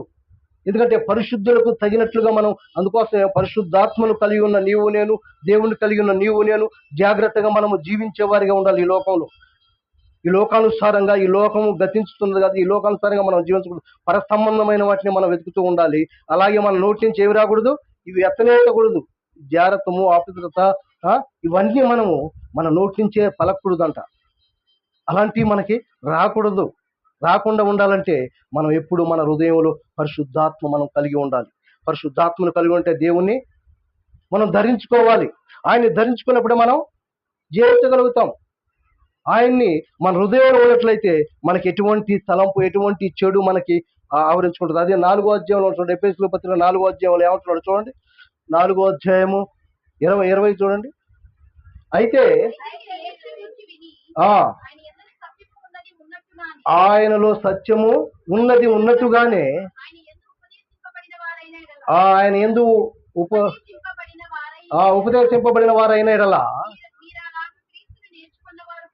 నేర్చుకున్న వారు కారు. కావున మునుపటి ప్రవర్తన విషయములో అయితే మోసకరమైన దురాశల వలన చెడిపోవు మీ వదులుకొని నూతన పరచబడిన వారై నీతియు యథార్థమైన భక్తి గలవారై దేవుని పోలికగా నవీన స్వభావాన్ని ధరించుకున్నారు. పాతవి గతించినవి, పాత జోలికి మీరు పోకూడదు. ఎందుకంటే మీరు ఇప్పుడు ఏంటంటే దేవునిలో ఉన్నారు. దేవుడి యొక్క వాక్యాన్ని వింటున్నారు, దేవుడి మాటలు వింటున్నారు. దేవుడి యొక్క వాక్యానుసారంగా మనం జీవించాలి. నవీన స్వభావాన్ని ధరించుకోవాలి. మనలో ఏముండాలి? యథార్థమైన భక్తి కలిగి మనం జీవించాలి. యథార్థమైన భక్తితో దేవుని పోలికగా మనం జీవించాలి. ఎందుకంటే పైన వాటి గురించే మనం ఆలోచించాలి. నా గమ్యం ఏంది ప్రభా, నా జీవితం ఏంది ప్రభా, నా మార్గం ఏంది ప్రభా, నేను ఎప్పుడైనా ఈ లోకంలో పరలోకానికి రావాలా ప్రభా, నిత్యము ఆడ ఉంది, నిత్యము జీవించే కాలం. ఈ లోకంలో కొంచెం కాలమే నాకు ఇచ్చావు ప్రభా, ఈ కాలంలో నీకు నమ్మకంగా ఉంటాను ప్రభా, నీకు ఇష్టంగా ఉంటాను ప్రభా అని చెప్పి మనం ప్రార్థిస్తూ స్తుతించేవారిగా మనం ఉండాలి. ఆయన గణపరిచేవారిగా ఉండాలి, ఆయన మయం తెచ్చేవారిగా ఉండాలి. కానీ మనం ఈ లోక సంబంధమైన వాటిని మనసుంచక పర సంబంధమైన వాటి మీద మనం మనసు పెట్టాలి. అలాంటి మనసు కలిగిన జీవితం మనం జీవించాలి ఈ లోకంలో ఉన్నంత కాలం. కాబట్టి మనం జాగ్రత్తగా మనం ఉండాలి పిల్లలు, జాగ్రత్తగా మనం జీవించాలి. ఈ లోకం అశాశ్వతమైనది, ఎన్నిక లేనిది. కాబట్టి మనం ఈ లోకంలో మనం మనసు ఉంచకూడదు. కాబట్టి పర సంబంధమైనటువంటి మనసు మనం కలిగి జీవించాలని దేవుడు లేఖనాలు చెప్తున్నారు. కాబట్టి నన్ను ఆయన చూస్తూ ఉన్నాడు, ఆయన పరిశీలన చేస్తా ఉన్నాడు, నిన్ను పరీక్షిస్తూ ఉన్నాడు. అదే కీర్తన గ్రంథంలో ఒక మాట అంటాడు చూడండి. కీర్తన గ్రంథం 33వ అధ్యాయం చేయండి. కీర్తన గ్రంథం 33వ అధ్యాయంలో 33:14 చూడండి. తానున్న నివాస స్థలముల నుండి ఏందంటే ఆయన భూలోక నివాసులందరి వైపు ఆయన చూచుచున్నాడు. ఆయన వారందరి హృదయములను ఏకరీతిగా నిర్మించిన వాడు, వారి క్రియలన్నీ విచారించువాడు, వారిని దర్శించువాడు. చూసినవా, ఆయన భూలోకం మనందరినీ చూస్తున్నవాడు. ఎందుకంటే ఆయన పిల్లలైన మనం ప్రతి ఒక్కరం, నువ్వు తెలుసుకోకపోయినా తెలుసుకున్నా ఆయన పిల్లలమే అందరం. కానీ ఆయన నిన్ను ప్రేమిస్తున్నాడు. ఆయన నీవు ఉన్నప్పుడే జాగ్రత్తగా ఆయన తెలుసుకోవాలి. నిజరక్షకుడు, నిజ దేవుడు ఎవరు నన్ను రక్షిస్తారు, ఎవరు నన్ను ప్రేమిస్తారు, ఈ లోకం విడిచిన తర్వాత నా పరిస్థితి ఏంది, నా గమ్యం ఏంది, నేను ఏ లోకానికి వెళ్ళాలనేది నీవు ఉన్నప్పుడే నీవు తెలుసుకోవాలి. ఆయన అందరినీ చూస్తున్న దేవుడు, అందరినీ పరిశీలిస్తున్న దేవుడు. అందరి హృదయాలు ఏకరీతిగా ఉన్నాయి, అందరి హృదయాలు ఏకరీతిగా నిర్మించిన దేవుడు ఆయనే. కాబట్టి ఆయన్ని ఏ విధంగా నువ్వు వెతుకుతూ ఉన్నావు, ఆయన్ని ఏ విధంగా నువ్వు ప్రార్థిస్తూ ఉన్నావు, ఏ విధంగా ఆయన్ని తెలుసుకోగలుగుతున్నావు? ఈ లోక సంబంధమైన రీతిగానా? ఈ లోక సంబంధమైనది వ్యర్థమైపోయేది, నశించిపోయేది, గతించిపోయేది. కాబట్టి మనం పర సంబంధమైనటువంటి జీవితం జీవిద్దాం. ఎందుకంటే పరలోకంలో మన తండ్రి ఆయన చూస్తూ ఉన్నవాడు. మనం కూడా అక్కడికే మనం వెళ్ళవలసిన వారమై ఉన్నాం, ఈ లోకం మనది కాదు. కాబట్టి కొంతకాలం ఉన్న ఈ లోకంలో మనం ఏ విధంగా బ్రతుకుతున్నాం, ఏ విధంగా జీవిస్తున్నాం, ఏ విధంగా మన ప్రవర్తన ఉంది, మన యొక్క మార్గంలో ఉన్నాయి, మన ఆలోచనలు ఉన్నాయి, మన తలంపులు ఉన్నాయి. కాబట్టి మనం పర సంబంధమైనటువంటి జీవితం జీవిస్తూ ఈ లోకంలో ఉన్నంత కాలం మనం జాగ్రత్తగా భక్తి చేస్తూ ఆ భక్తిలో మనం ఉంటూ, తండ్రి నేను ఎప్పుడైనా నీ సన్నిధికి రావాలా ప్రభువా అని చెప్పి మనం ప్రార్థించేవారిగా, స్తుతించేవారిగా, ఆయనకు లోబడేవారిగా, ఆయన మాట వినేవారిగా ఉంటూ ఈ లోకంలో మనం ముగించుకోవాలి పిల్లరా. ఈ లోకం ఎప్పుడైనా ముగించుకోవాలి. గతించిపోయేది ఈ లోకం, ఎన్నిక లేనిది. మనం ఎన్నిక లేని దాని మీద మన మనసు చూస్తున్నాం, పర సంబంధమైన దేవుణ్ణి మనం కోల్పోతూ ఉన్నాం, మర్చిపోతూ ఉన్నాం. కాబట్టి ఈ యొక్క మధ్యాహ్న కాల సమయంలో తండ్రి నిజంగానే ప్రభువా, నీవు నాకు ఎన్ని ఇచ్చినా ఏమి ఇచ్చినా ఈ లోకంలో ప్రభువా, నీవు లేకపోతే ఎన్నున్నా వ్యర్థమే. కాబట్టి నీవు ఉన్నావు ప్రభు, ఎందుకంటే నువ్వు నన్ను ఏర్పాటు చేసుకున్నవాడు, నా దేహాన్ని ఇచ్చావు, నాకు ప్రాణాన్ని ఇచ్చావు, నన్ను నడిపిస్తున్నావు, సమస్తం నువ్వు ఇచ్చావు ప్రభువా. నువ్వు తప్ప నాకు ఈ లోకంలో ఎవరు లేరు ప్రభు. కాబట్టి ఈ మధ్యాహ్న కాల సమయంలో నీవే నా రక్షకుడు, నా పోషకుడు, నా విమోచకుడు ప్రభు. ఇగో నీ వైపే నేను చూస్తున్నాను ప్రభు, మన సంబంధం వైపే నేను చూస్తున్నాను ప్రభు, నీ వైపే చూస్తున్నాను తండ్రి అని చెప్పి మనం ఆయన దగ్గర మనం వేడుకుంటే ఆయన మనల్ని రక్షించే దేవుడు, మనల్ని ఆదరించే దేవుడు, మనల్ని పోషించే దేవుడు, మనకి సమస్తము మనల్ని పరిశుద్ధపరిచి మనకు కావాల్సిన ఈవులు ఇచ్చే దేవుడు. కాబట్టి అలాంటి ఆయన్ని మనం చూద్దాం. ఆ దేవుడు మనకిచ్చిన ఈ యొక్క కృపను బట్టి, మనకిస్తున్న ఆయుష్ను ఆరోగ్యాన్ని బట్టి దేవుని స్తుతిద్దాం. ఈ కొద్ది మాటలు దేవుడు దీవించుకున్న కళ్ళు మూసుకుంటే ప్రార్థన చేసుకున్నాం. పరిశుద్ధ నామములో ఆయన నీ ఘనమైన ఉన్నతమైన శ్రేష్టమైన నామాన్ని బట్టి నిజంగానే ప్రభు నా తండ్రి నేను మేము ఎలా వెతుకుతున్నాం ప్రభు. నా తండ్రి కొంచెం కాలమే ప్రభు మాకు ఇచ్చావు ప్రభు. నిజంగా ప్రభు ఎప్పుడైనా నా తండ్రినైనా నీ సన్నిధికి నేను రావాలా ప్రభు. అందుకోసమే ఇగో ప్రార్థిస్తున్నావు, నీ సన్నిధికి వచ్చావు, నేను స్తుతిస్తున్నావు అంటే నాయన ఒక దినం వస్తూ ఉంది ప్రభు. ఆ దినం రాకముందే నాయన నేను తెలుసుకోవాలా ప్రభు. నా తండ్రి ఈ లోకం అశాస్త్రమైంది, ఎన్నిక లేనిదే, బలహీనమైన ఈ లోకంలో నేను జీవిస్తున్నాను. నేను ఎలా జీవిస్తున్నాను నా తండ్రినైనా పర సంబంధమైన వాటిని ఎత్తుకాల ప్రభు. నా తండ్రి కంటికి కనబడేవి ఎన్నో ఉన్నాయి ప్రభు. నిజంగానే ప్రభు నా తండ్రినైనా నువ్వు నన్ను ఇలా ప్రేమిస్తున్నావు అంటే, ఇలా నన్ను జీవింపజేస్తున్నావు అంటే, ఇలా నన్ను నడిపిస్తున్నావు అంటే కేవలం నీ కృప, నీ దయ, నీ ప్రేమను బట్టి నడిపిస్తున్నావు ప్రభు. నా తండ్రినైనా నాలో ఉన్నాయి ప్రాచీన స్వభావం నా తండ్రి తీసివేసిన నా తండ్రి నవీన స్వభావం నా తండ్రి నిన్ను పోలి మేము నడుచుకోవాలా ప్రభు. నిన్ను కలిగి మేము జీవించాలా ప్రభు. నా తండ్రి నేను అలా జీవించే కృపను మాకు దయచేయండి. ఈ పరిశుద్ధాత్మ ద్వారా నింపండి ప్రభు. ఎన్న ప్రకారంగా జీవించుకో ప్రతి ఒక్కరికి నీ పరిశుద్ధాత్మ ద్వారా నింపమని, నీవే తోడే నడిపించమని. అలాగే నాయన మీ దాసును కూడా బలపరచండి. మీ దాచుకున్నటువంటి నా తండ్రి నాయన శక్తిని, బలాన్ని బట్టి నీ కొందనాలు ప్రభు. ఏమన్నా కాలంలో మీరు ఎన్నుకున్నారు ప్రభు. నా తండ్రి మీ దాసు ద్వారా ఆత్మీయ నా తండ్రి ఎన్నో కార్యాలు జరిగించబోతున్నదికే నీ కొందనాలు. నువ్వు మాట్లాడండి ప్రభు. నీ పరిశుద్ధాత్మ ద్వారా నింపండి. నీవే తోడై నడిపించమని, దుష్టంధకార శక్తులను లయపరచమని నా ప్రభువును రక్షకులను యేసుక్రీస్తు వారి నామమున ప్రార్థిస్తున్నాను తండ్రి. ఆమేన్. అందరూ పొందాలి.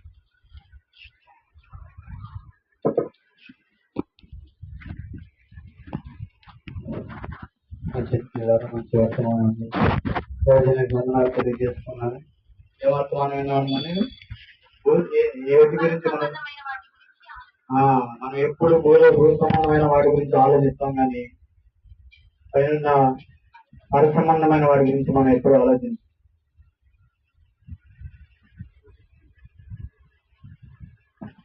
మంచి వర్తమానం తెలియజేసిన దైవానికి వందనాలు తెలియజేస్తున్నాం. అలాగే మన మధ్యలో పవిత్రారాణి గారు ఉన్నారు, చిన్న పాట పడతారు. తర్వాత మన దాసులు సమయాన్ని అప్పగించారు.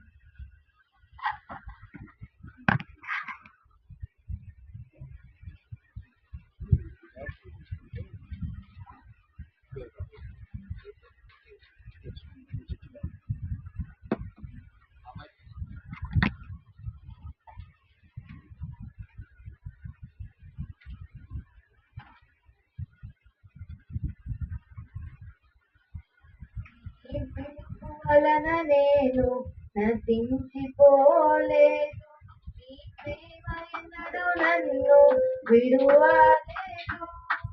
నీ కృపకారుత వలన జీవిస్తున్నాను, నీ ప్రేమకు సాటి నీ కృపకారుత వలన జీవిస్తున్నాను, నీ ప్రేమకు సాటి లేదు. నటించుటకు ఎందరో వేచియున్నను, నటింపని నీ పిలుపు నన్ను కాపాడెను. ద్రోహము నిందల మధ్యలో నేనరచినను, ఈ నిర్మల హస్తము నన్ను భరించెను. యజమానుడా నా యజమానుడా, నన్ను యజమానుడా, నా యజమానుడా, నన్ను పిలచిన యజమానుడా. మనుషులు మూసిన తలుపులు కొన్నైనను, నాకై నీవు తెరచినవి అనేకములు. మనోవేదనతో నిన్ను విడచి పరిగెత్తినను, నన్ను వెంటాడి నీ సేవను చేసితివి. నా ఆధారమా, నా దైవమా, పిలిచిన ఈ పిలుపునకు కారణమా. నా ఆధారమా, నా దైవమా, పిలిచిన ఈ పిలుపునకు కారణమా. పిలిచిన నీవు నిజమైన వాడవు, నన్ను హెచ్చించే ఆలోచన గలవాడవు. ఏదేమైనను కొనసాగించి తిని నీపై ఆధారపడుటకు అర్హుడను, నిన్నే నమ్మెదను, వెంబడింతును, చిరకాలము నిన్నే సేవింతును. నిన్నే నమ్మెదను, వెంబడింతును, చిరకాలము నిన్నే సేవింతును. నీ పిలుపు వలన నేను నశించిపోలేదు, నీ ప్రేమ ఎన్నడు నన్ను విడువలేదు. నీ కృప కాచుట వలన జీవిస్తున్నాను, నీ ప్రేమకు సాటి లేదు. నీ కృప కాచుట వలన జీవిస్తున్నాను, నీ ప్రేమకు సాటి లేదు.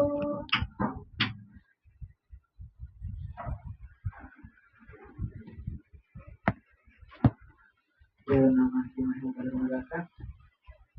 మీరందరికీ ప్రభు పేరిట నాకు తెలియజేసుకుంటున్నాను. పాట పాడుతున్నప్పుడు ఒకరు చెప్పండి పాట పాడించేది ఎందుకంటే సమయాన్ని పెంచడం కోసం లేకపోతే పొడిగించడం కోసం కాదు. ఇప్పటివరకు కూర్చొని ఉన్నారు, కొంచెం పాట పాడితే కొంచెం నిద్ర మొత్తాలన్నీ వదులుతాయి అనే ఉద్దేశంతో పాట పాడిస్తారు. పాట పాడించినప్పుడు మీరు అందరూ ఏకీవించి పాడితే ఆ నిద్రాత్మ అనేది వదిలిపోతుంది. అలాగే ఉంటే కానీ నిద్ర అనేది అంతే ఉంది. నేను ఒక పావు గంట వినడానికైనా కానీ శ్రద్ధ పెట్టగలుగుతాను. ఇంతవరకు 3 వర్తమానాలు మనం విన్నాం. క్షణంలో కొద్ది సమయం మనం దేవుని వాక్యాన్ని మనం చూసుకున్నాం. చిన్న ప్రార్థన చేసుకున్నట్లయితే వాక్య భాగం పెట్టుకుంటాం. కళ్ళు మూసుకుంటే ప్రార్థన చేసుకుంటాం. ప్రేమ కలిగిన మా దేవ, కృప కలిగిన మా తండ్రి, బంగారు పదాలు దేవా, ఈ పునరుద్ధాన దినాన తండ్రి, ఈ రీతిగా మేమందరము కూడుకొని ఇచ్చిన అవకాశాన్ని బట్టి నీ వందనాలు. ఈ మధ్యాహ్న కాల సమయంలో తండ్రి కూడుకున్న ప్రతి ఒక్క ఇంతవరకు దేవ ఎంతో శ్రద్ధతో వారి హృదయాలు ప్రభావాన్ని అర్థమయ్యేలాగా తండ్రి దాసుడు చెప్పిన మాటలన్నిటిని కూడా గ్రహించి ఉన్నారు. ఈ సమయంలో దేవాన్ని నీకు నుంచి మాట్లాడుతుండగా ప్రభు నీ యొక్క పరిశుద్ధాత్మ శక్తి ద్వారా నింపండి. బిడ్డలకు అర్థమవులాగిన తండ్రి నేను చెప్పుటకు మీరు నాకు సహాయం దయచి ఈ ప్రభుత్వం నింపండి దేవ. చక్కగా తండ్రి బిడ్డలు అర్థమవులాగిన వారి హృదయాలు తండ్రి మనోరేతన తెరవబడిలాగా మీరు సహాయం చేయమని ప్రార్థించుకుంటారు. ఈ యొక్క ప్రార్థన మీ సంధిలో చేసుకో. ఎక్కడ కూడా తండ్రి నిద్రాత్మక చోటు లేకుండా మీరు అధికారిగా ఉండి నడిపించమని ప్రార్థించు. నజరేయుడని జీవం కలిగిన యేసయ్య పరిశుద్ధ నామములో ప్రార్థించి అడిగి పెట్టుకుంటున్నాం. ఆమేన్. పరిశుద్ధ గ్రంథంలో నుంచి యెహెజ్కేలు గ్రంథం 37వ అధ్యాయం.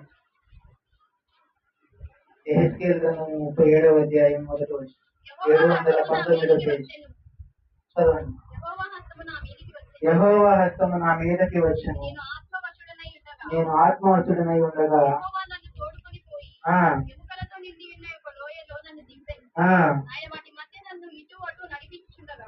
చాలండి. చూడండి, ఆ రోజుల్లో ప్రవక్తలు ప్రయాణం చేయడానికి వాహనాలు మన వల్లే లేవు. ఆ రోజు మన వల్లే ప్రయాణాలు చేయడానికి ప్రయాణ వసతులు ఆ రోజుల్లో లేవు. కార్లు, బండ్లు, బస్సులు, ట్రైన్లు, హెలికాప్టర్లు, ఓడలు అవన్నీ కూడా ఈ రోజుల్లో ఉన్నట్టుగా ఆ రోజుల్లో ఆ ఫెసిలిటీస్ అన్ని లేవు. మరి ఆ రోజుల్లో ప్రవక్తలందరూ ప్రయాణం చేయడానికి ఎక్కడికైనా వెళ్ళాలన్నా ఎక్కడికైనా చేరుకోవాలన్నా కానీ దేవుడు వారందరినీ తీసుకెళ్లి ఒక చోట దింపారు. చూడండి, ముందు ఒకటో వచ్చిన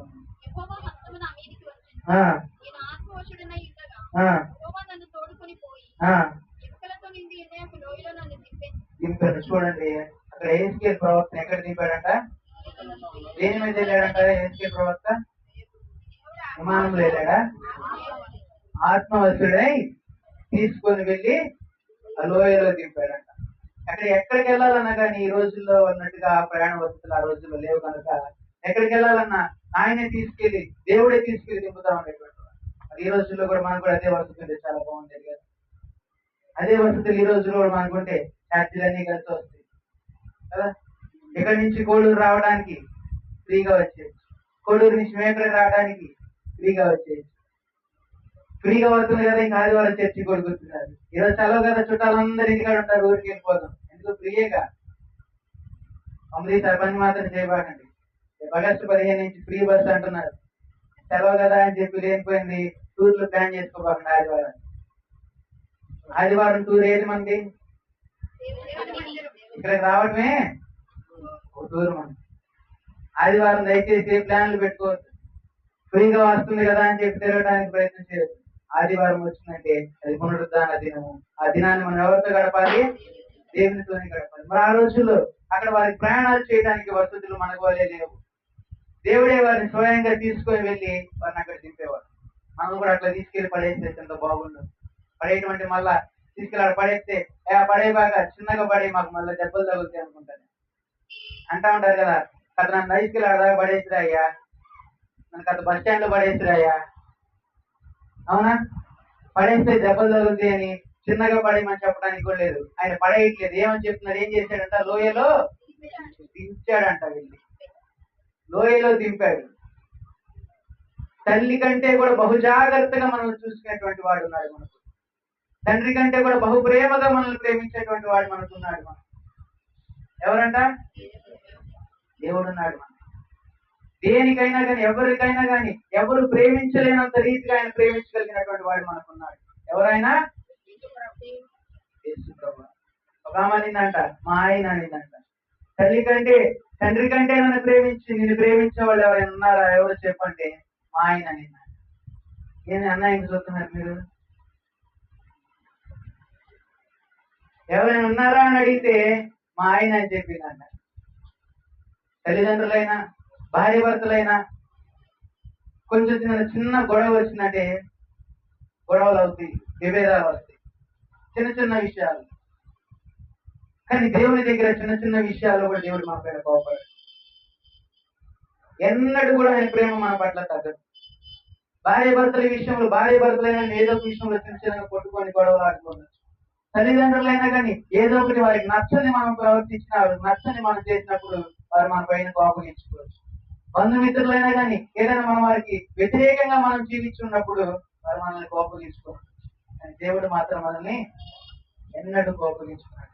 పాట ఉంది, ఎన్నడెన్నడు మారనిది నా యేసుని దివ్య ప్రేమ, ఎన్నడెన్నడు వీడనిది నా యేసుని దివ్య ప్రేమ. ప్రేమ యేసుని ప్రేమ అది ఎన్నడు కొలువలేనిది. చూడండి ఆయన ప్రేమ ఎన్నడెన్నడు మారని ప్రేమ. ఆయన మన ప్రేమైన కొన్ని నిమిషాలు మంచి ప్రేమగా ఉంటే కొద్ది నిమిషాలు మరలా కోపానికి ఇదైపోతుంది. కొద్ది నిమిషాలు మంచిగా ఉంటే కొద్ది నిమిషాలకి మరలా మనకేదో తెలియనటువంటి ఉగ్రత మనలోకి వచ్చేస్తుంది. కానీ దేవుని ప్రేమ అట్లాంటి ప్రేమ కాదు. ఎన్నడెన్నడు కూడా మారినటువంటిది దేవుని ప్రేమ. మరి అక్కడ చూద్దాం, చూడండి మళ్ళా 1వ వచనం మరి ఒకసారి చదవండి.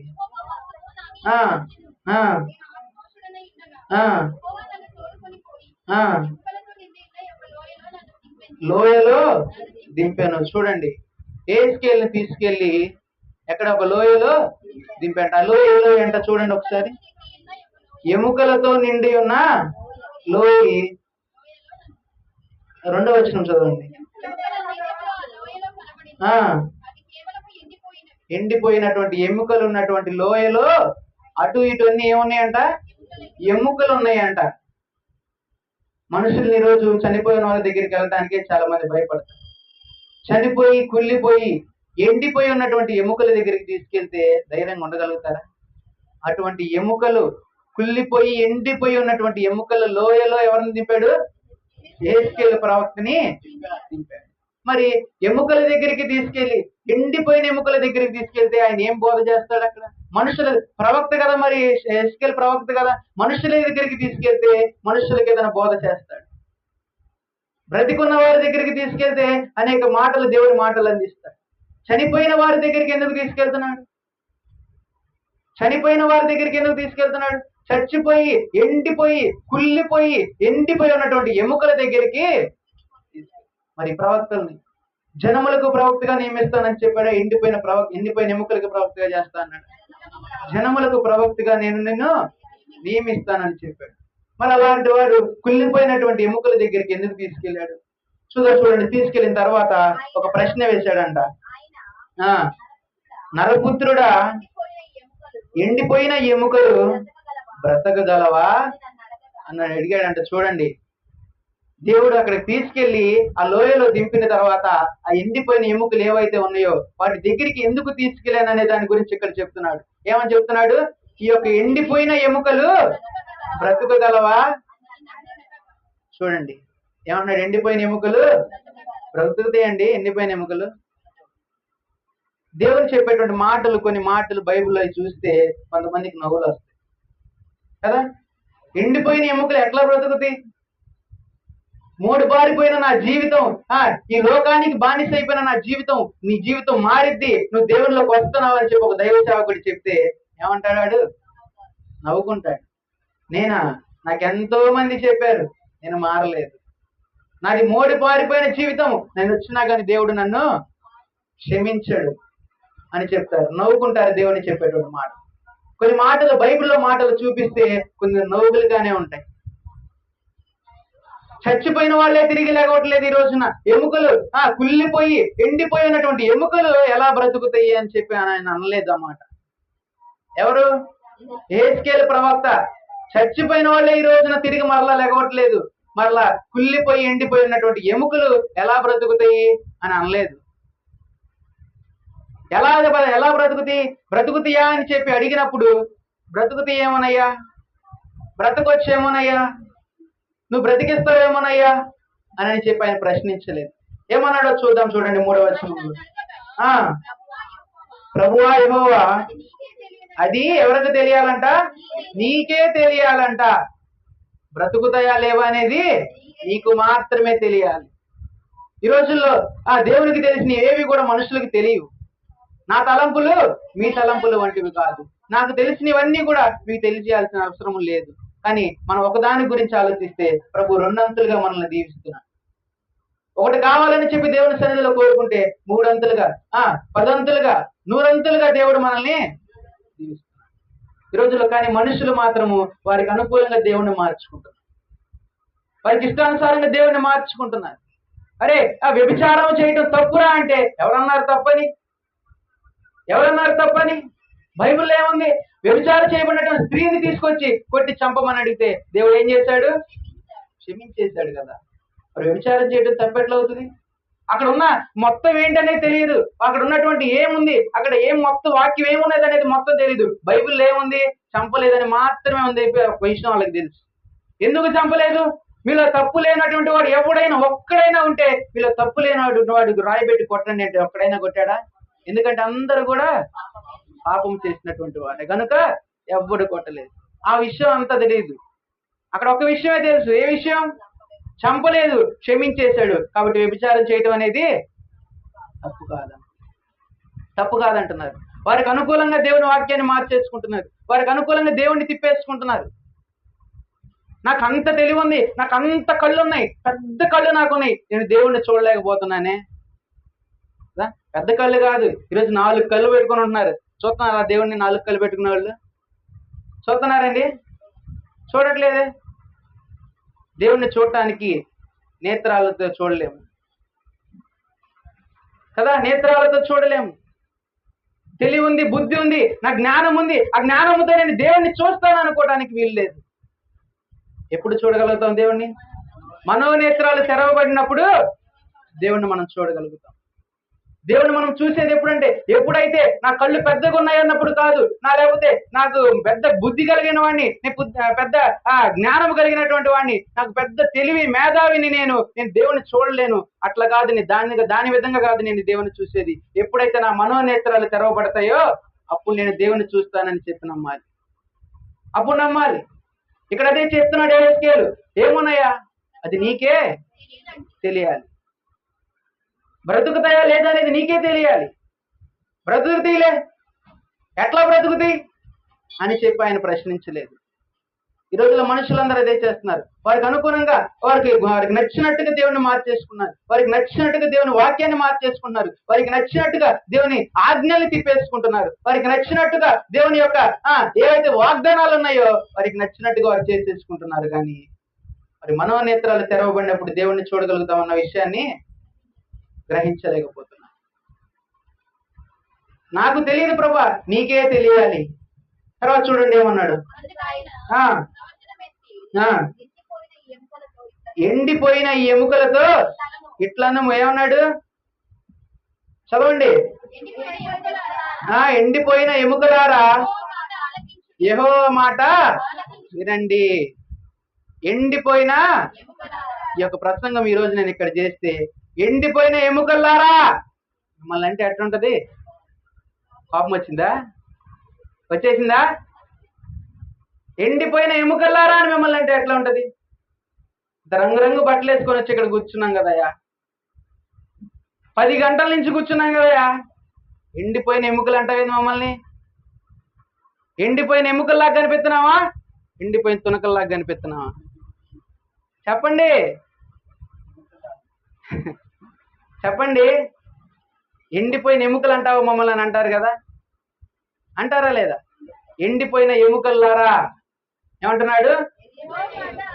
యెహోవా మాట ఆలకించండి అని చెప్తున్నాడు. ఇదే ప్రసంగం నేను ఈరోజు ఇక్కడ చేస్తే, లేకపోతే ఇక్కడ కాకపోయినా శ్మశానాల్లోకి వెళ్ళి సమాధుల దగ్గరికి వెళ్ళి ఎండిపోయిన ఎముకల్లారా యెహోవా మాట ఆలకించండి అని చెప్తే అది ఏంటంటే ఆ మాట సమాధుల్లో ఉన్నటువంటి కుళ్ళిపోయినటువంటి ఎముకలు యెహోవా మాట వినండి, యెహోవా మాట ఆలకించండి, మిమ్మల్ని జీవాత్మని మీకు దారబోస్తున్నాడు ప్రభు అని చెప్తే అవి వింటాయా? వినలేవు.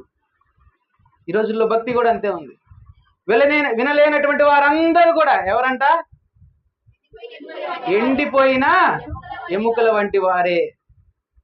చెప్తున్న వాక్యము వినలేనటువంటి వారందరూ కూడా ఎండిపోయిన ఎముకలైనటువంటి వారే. పుస్తకం వెనక్కి తిప్పుకొని పోయిన వారు ఏ వాక్యం చెప్పాను చెప్పండి.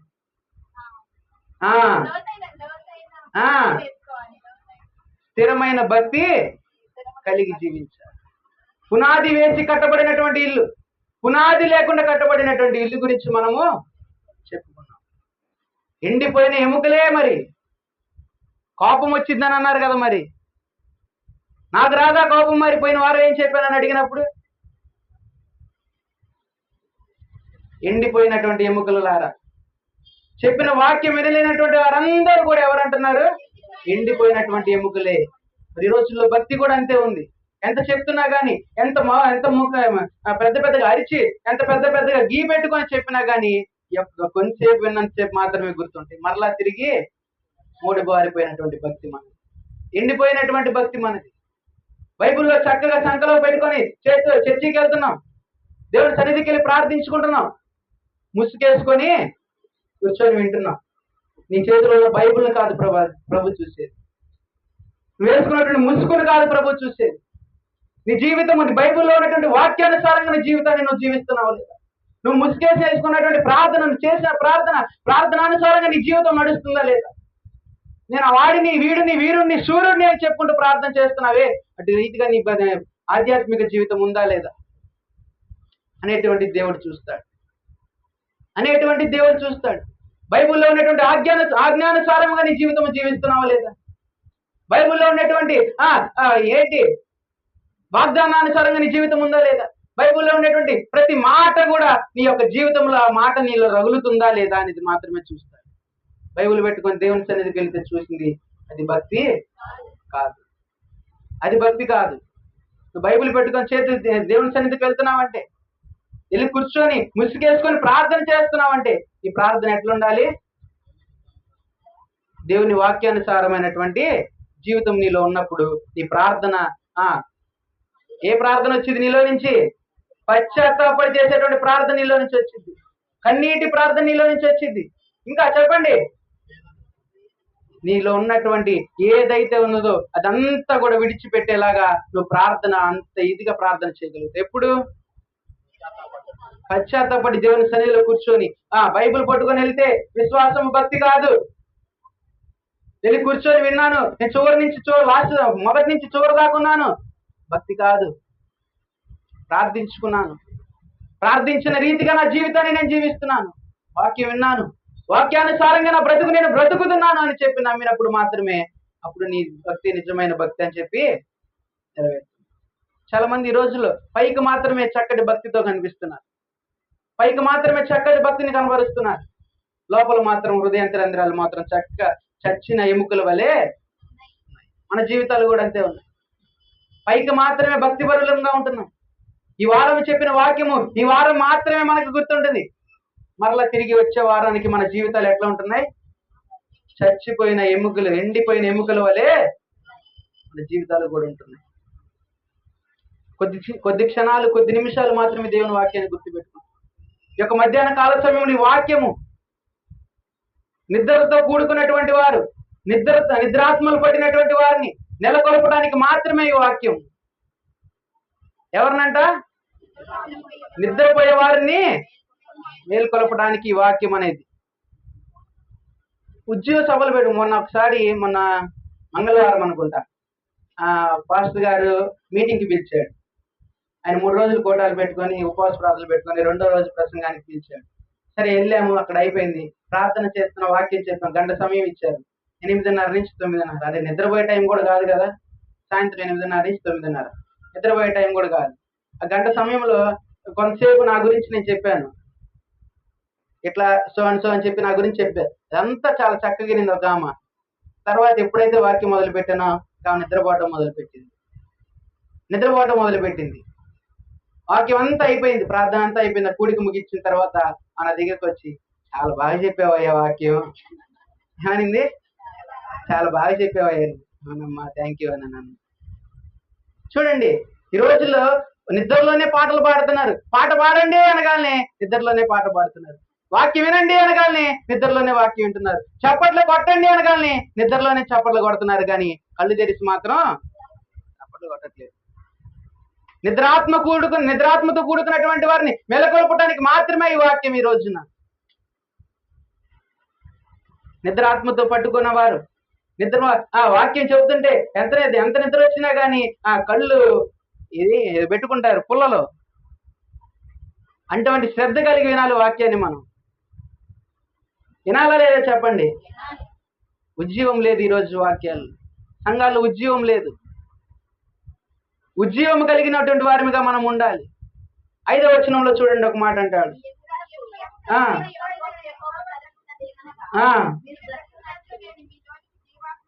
మీలోనికి జీవాత్మను రప్పించుచున్నాను. 9వ వచనం చూడండి, కిందకు వచ్చేసేయండి, సమయం లేదు. నరపుత్రుడా, జీవాత్మ వచ్చినట్టు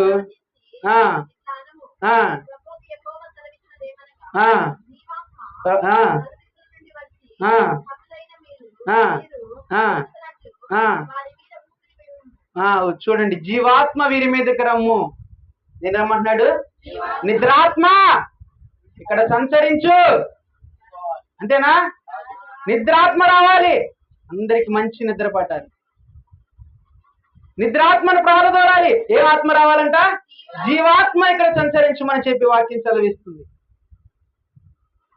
అప్పుడు వరకు కూడా ఎండిపోయిన ఎముకలు ఏవైతే ఉన్నాయో, ఎండిపోయిన ఎముకలు, కాళ్ళు అక్కడ, చేతులు అక్కడ, పుర్రెక్కడ పడిపోయినటువంటి ఎముకలు ఏవైతే ఉన్నాయో, ఎప్పుడైతే జీవాత్మ, చూడండి ఒకసారి 9వ వచనం, జీవాత్మ వచ్చినట్లు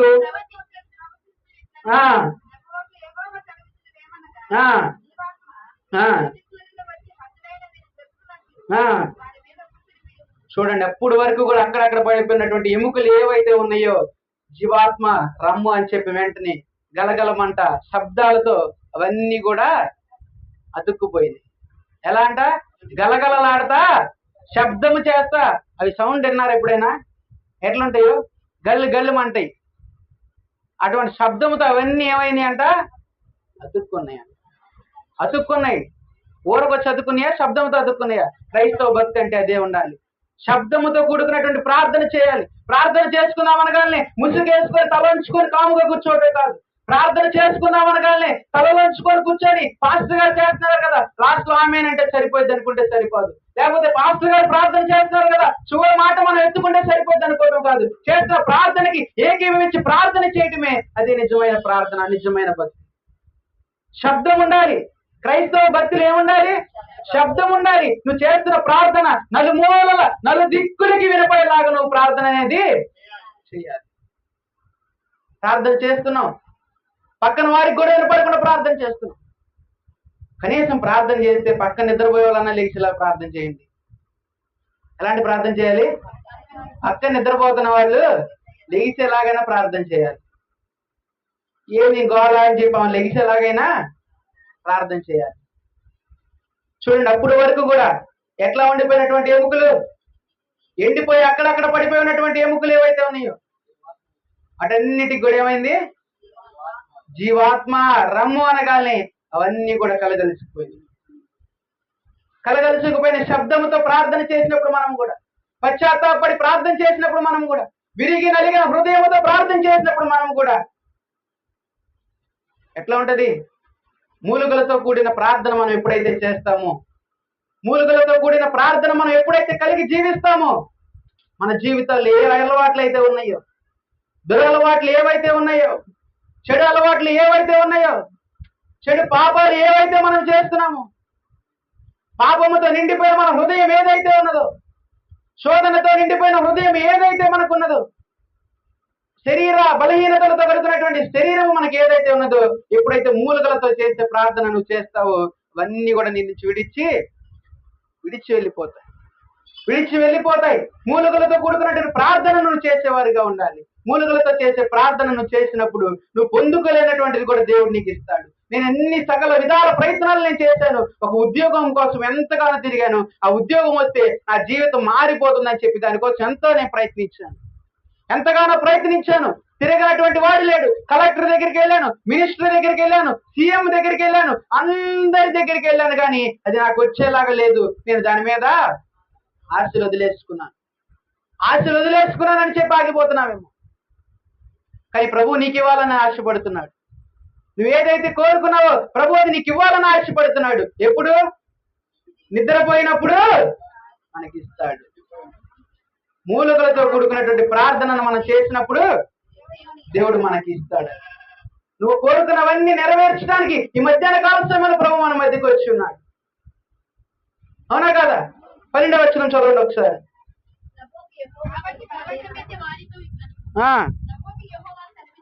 ప్రభువుకు యెహోవా సెలవిచ్చినది ఏమనగా, నా ప్రజలారా,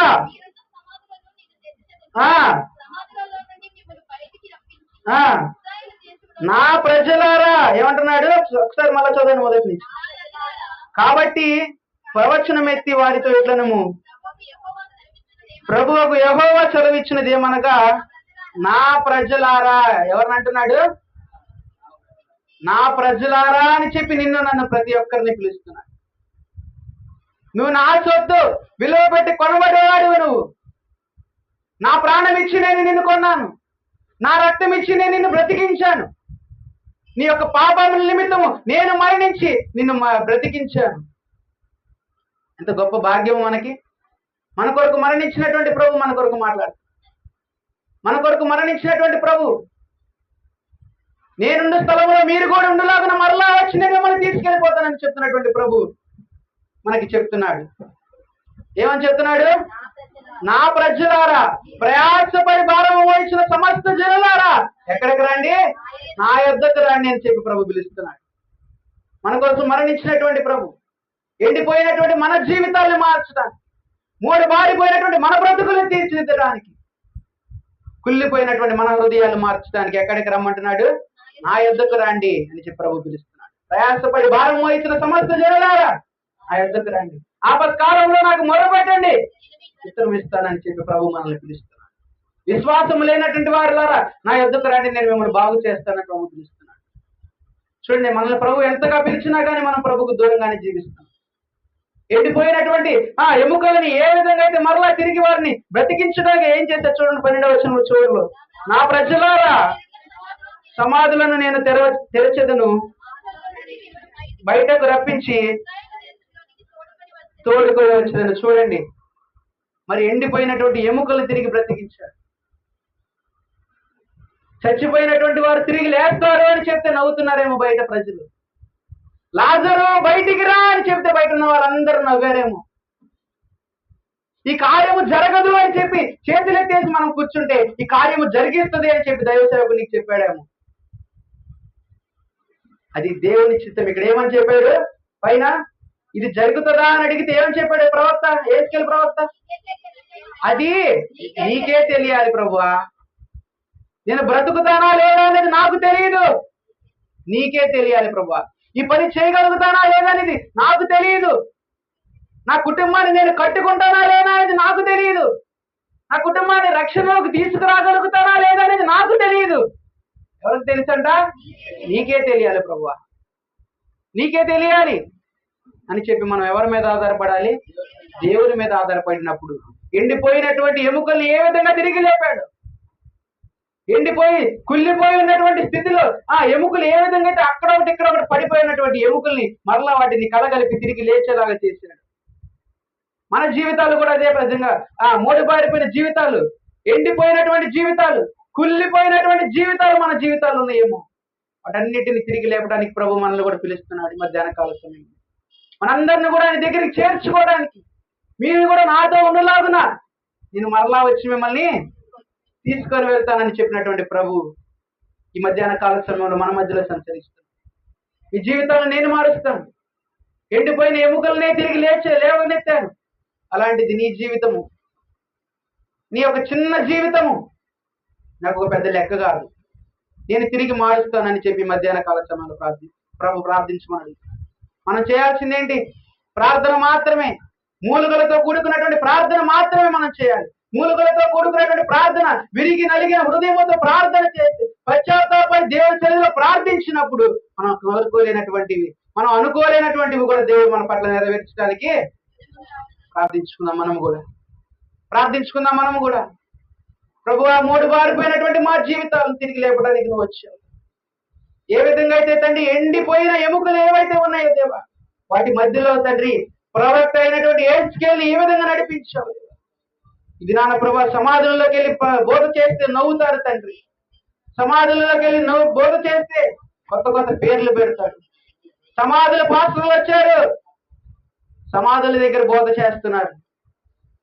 దేవా, మనుషులందరి తండ్రి ఏ విధంగా అయితే ప్రభా మోడి బారిపోయిన జీవితాలతో ఉన్నారు ప్రభా, చిన్న జీవితాలు ప్రభా, చిన్న హృదయాలు తండ్రి, వారిని మార్చడం ప్రభా నీకు పెద్ద లెక్క కాదు తండ్రి.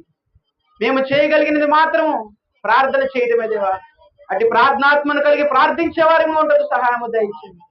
ప్రార్థించేటువంటి ప్రార్థనలు శబ్దముతో కూడుకున్నటువంటి ప్రార్థనలు మేము చేయగలగన మీరు మాకు సహాయము దయచేయండి. ఒకళ్ళు ప్రార్థన చేస్తున్నారు, మేము పక్కన కాముగా ఉంటామంటే కుదరదు ప్రభు. ప్రతి ఒక్కరికి ప్రార్థించాల్సినటువంటి అవసరం ఉంది. మా జీవితాలను మేము మాత్రమే ప్రార్థించుకొని మార్చుకోగలుగుతాము దేవా. మా జీవితాల గురించి మేము మాత్రమే నీ పాదాల దగ్గర ప్రార్థించుకోగలుగుతాము దేవా. మా కుటుంబాల కోసం మేము మాత్రమే ప్రార్థించుకోగలుగుతాము దేవా. మా కుటుంబ రక్షణ కోసం మేము మాత్రమే ప్రార్థించుకోగలుగుతాము దేవా. దేవా, మేము చేస్తున్నటువంటి పనుల నిమిత్తము మేము మాత్రమే ప్రార్థించుకోగలుగుతాము తండ్రి. ఎంతకాలము పక్కన వాళ్ళ మీద ఆధారపడతాము దేవా, ఎంతకాలము దేవా నీ సేవకులు ప్రార్థన చేస్తారని మేము ఆధారపడతాము తండ్రి. దేవా, ఇంక నుంచైనా కానీ ప్రభు నీ మీద ఆధారపడేవారిలాగా ఉంటుంది, సహాయం చేయండి దేవా. ఎండిపోయినటువంటి ఎముకలు తండ్రి ఏ విధంగా తండ్రి వాటి మీదకి జీవాత్మని పంపించారు దేవా. దేవా, మాలో ఉన్నటువంటి నిద్రాత్మని ప్రారంభండి దేవా. నిద్రాత్మను మాలో నుంచి తీసివేయండి తండ్రి. చెప్తున్నటువంటి మాటలు శ్రద్ధ కలిగి దేవా నీ యొక్క జీవాత్మను పొందుకునేలాగా మీరు మాకు సహాయం దయచేయండి తండ్రి. ప్రార్థిస్తున్నాము, వాక్యం వింటున్నాము తండ్రి. వాక్యానుసారంగా మా జీవితం ఉంటుందా లేదా సరి చేసుకోవాలి తండ్రి. బైబిల్ పెట్టుకొని వెళ్తున్నామంటే కాదు తండ్రి, బైబిల్లో ఉన్నటువంటి ఆజ్ఞానుసారంగా నా జీవితం ఉంటుందా లేదా నేను సరి చేసుకోవాలి దేవా. వాక్యానుసారంగా నా బ్రతుకు నేను జీవిస్తున్నానా లేదా నేను సరి చేసుకోవాలి దేవా. నేను ప్రార్థించిన రీతిగా నా జీవితం ఉంటుందా లేదా దేవా. దయతో నన్ను మన్నించండి తండ్రి. ఇక నుంచి అయినా కానీ ప్రభా నా మోడి మారిపోయిన జీవితాన్ని నీకు మాత్రమే సమర్పించుకుంటున్నాను. ఇక నుంచి ఎప్పుడు కూడా తండ్రి నా సొంత డిసిజన్ నేను తీసుకోను. అవుతుందిలే, జరుగుతుందిలే అని నా జీవితంలో నేను అనుకోను దేవా. నీకు మాత్రమే తెలుస్తుంది అని చెప్పి నీ మీద ఆధారపడతాను దేవా. నీ మీద మాత్రమే ఆధారపడతాను తండ్రి. దేవా, మూడు బారిపోయినటువంటి నా జీవితాన్ని మార్చండి దేవా. విరిగి నలిగిన హృదయంతో ప్రార్థించే వారిగా ఉంటుంది సహాయం దయచేయండి తండ్రి. మూలుగులతో కూడిన ప్రార్థన మేము చేసేవారిగా ఉంటుంది సహాయం దయచేయండి దేవా. ప్రార్థించినప్పుడు దేవా నీ యొక్క తండ్రి మీ పరిశుద్ధాత్మ సంచరించిందని చెప్పారు దేవా. అటు పరిశుద్ధాత్మను మేము పొందుకునేలాగా మీరు మాకు సహాయం దయచేయండి. మధ్యాహ్న కాల సమయంలో విన్న వాక్యాన్ని తండ్రి బిడ్డల తండ్రి వాక్యానుసారంగా జీవితాన్ని మార్చుకునేటకు సహాయం దయచేయండి. వాక్యానుసారంగా వారి జీవితాన్ని రగిలించుకోవడానికి మీరు సహాయం దయచేయండి. నా వాక్యాన్ని వ్యర్థపరుచుకోకూడదు.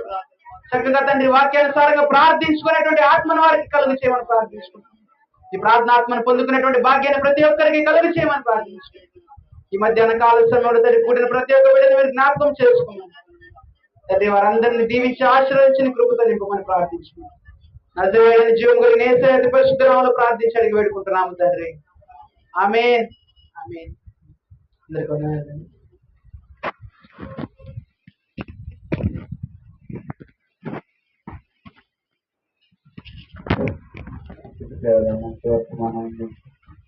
వందనాలు తెలియజేస్తున్నాం. కానుకలు పట్టుకుని కానుకల మేడం గారు పాటుపడతారు.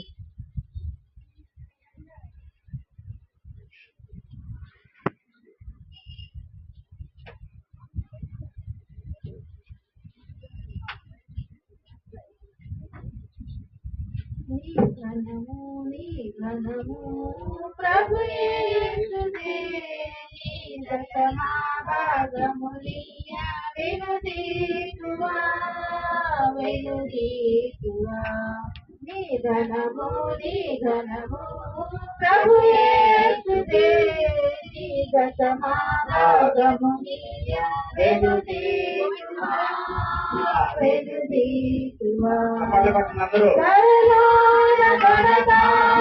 ధనధాన్యములనీయగా కరుణించిగా పాడి రక్షింపగా ధనధాన్యములనీయగా కరుణించిగా పాడి రక్షింపగా పరలోకనాథుడు నీతియగా మరి యేసు కొరకీయ వెనుదీతువా పరలోకనాథుడు నీతియగా మరి యేసు కొరకీయ వెనుదీతువా నీ ధనము ప్రభు యేసుదే నీ దశమా భాగములియ వెనుదీతువా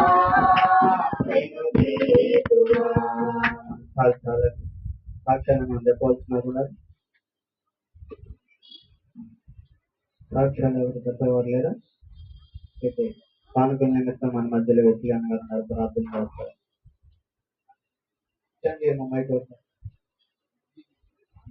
సాక్ష్యం చెప్తాను.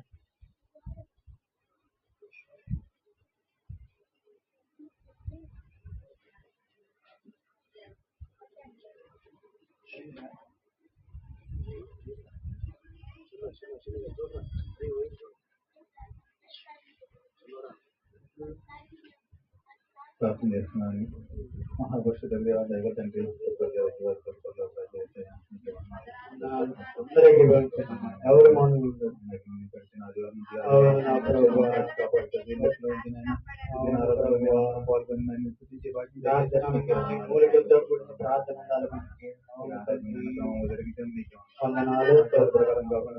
పరిశుధాత్మ జరిగిందా మీకు వందనాలు.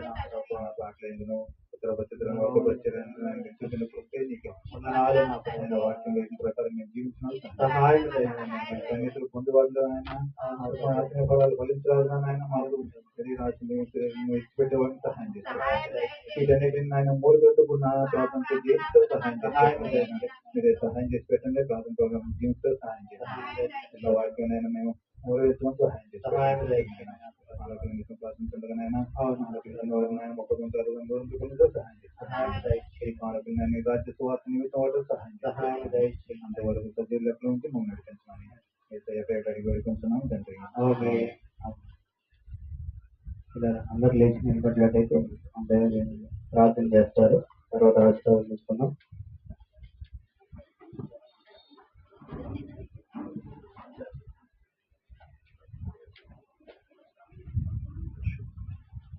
కలుగుతున్నట్లయితే మనం ప్రార్థించండి. ప్రేమ కలిగిన మా దేవ, కృప కలిగిన మా తండ్రి, బంగారు పాదాలు వందనాలు తండ్రి. ఈ యొక్క ఆరాధన ప్రభు ఆది నుంచి అంత వరకు మీరే తోడుకొని నడిపిస్తున్న విధానాన్ని బట్టి మీకు వందనాలు.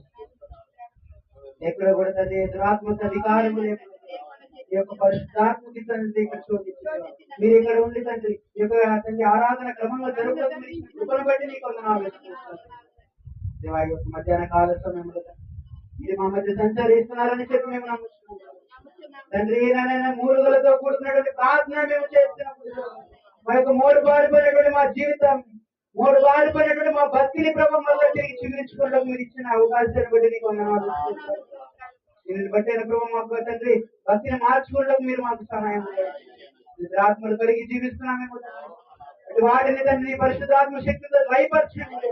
ఈ యొక్క పరిశుద్ధాత్మ సంచలనం జరిగించి ప్రభావం చక్కగా శ్రద్ధగా వెళ్ళడానికి మీరు మాకు సహాయం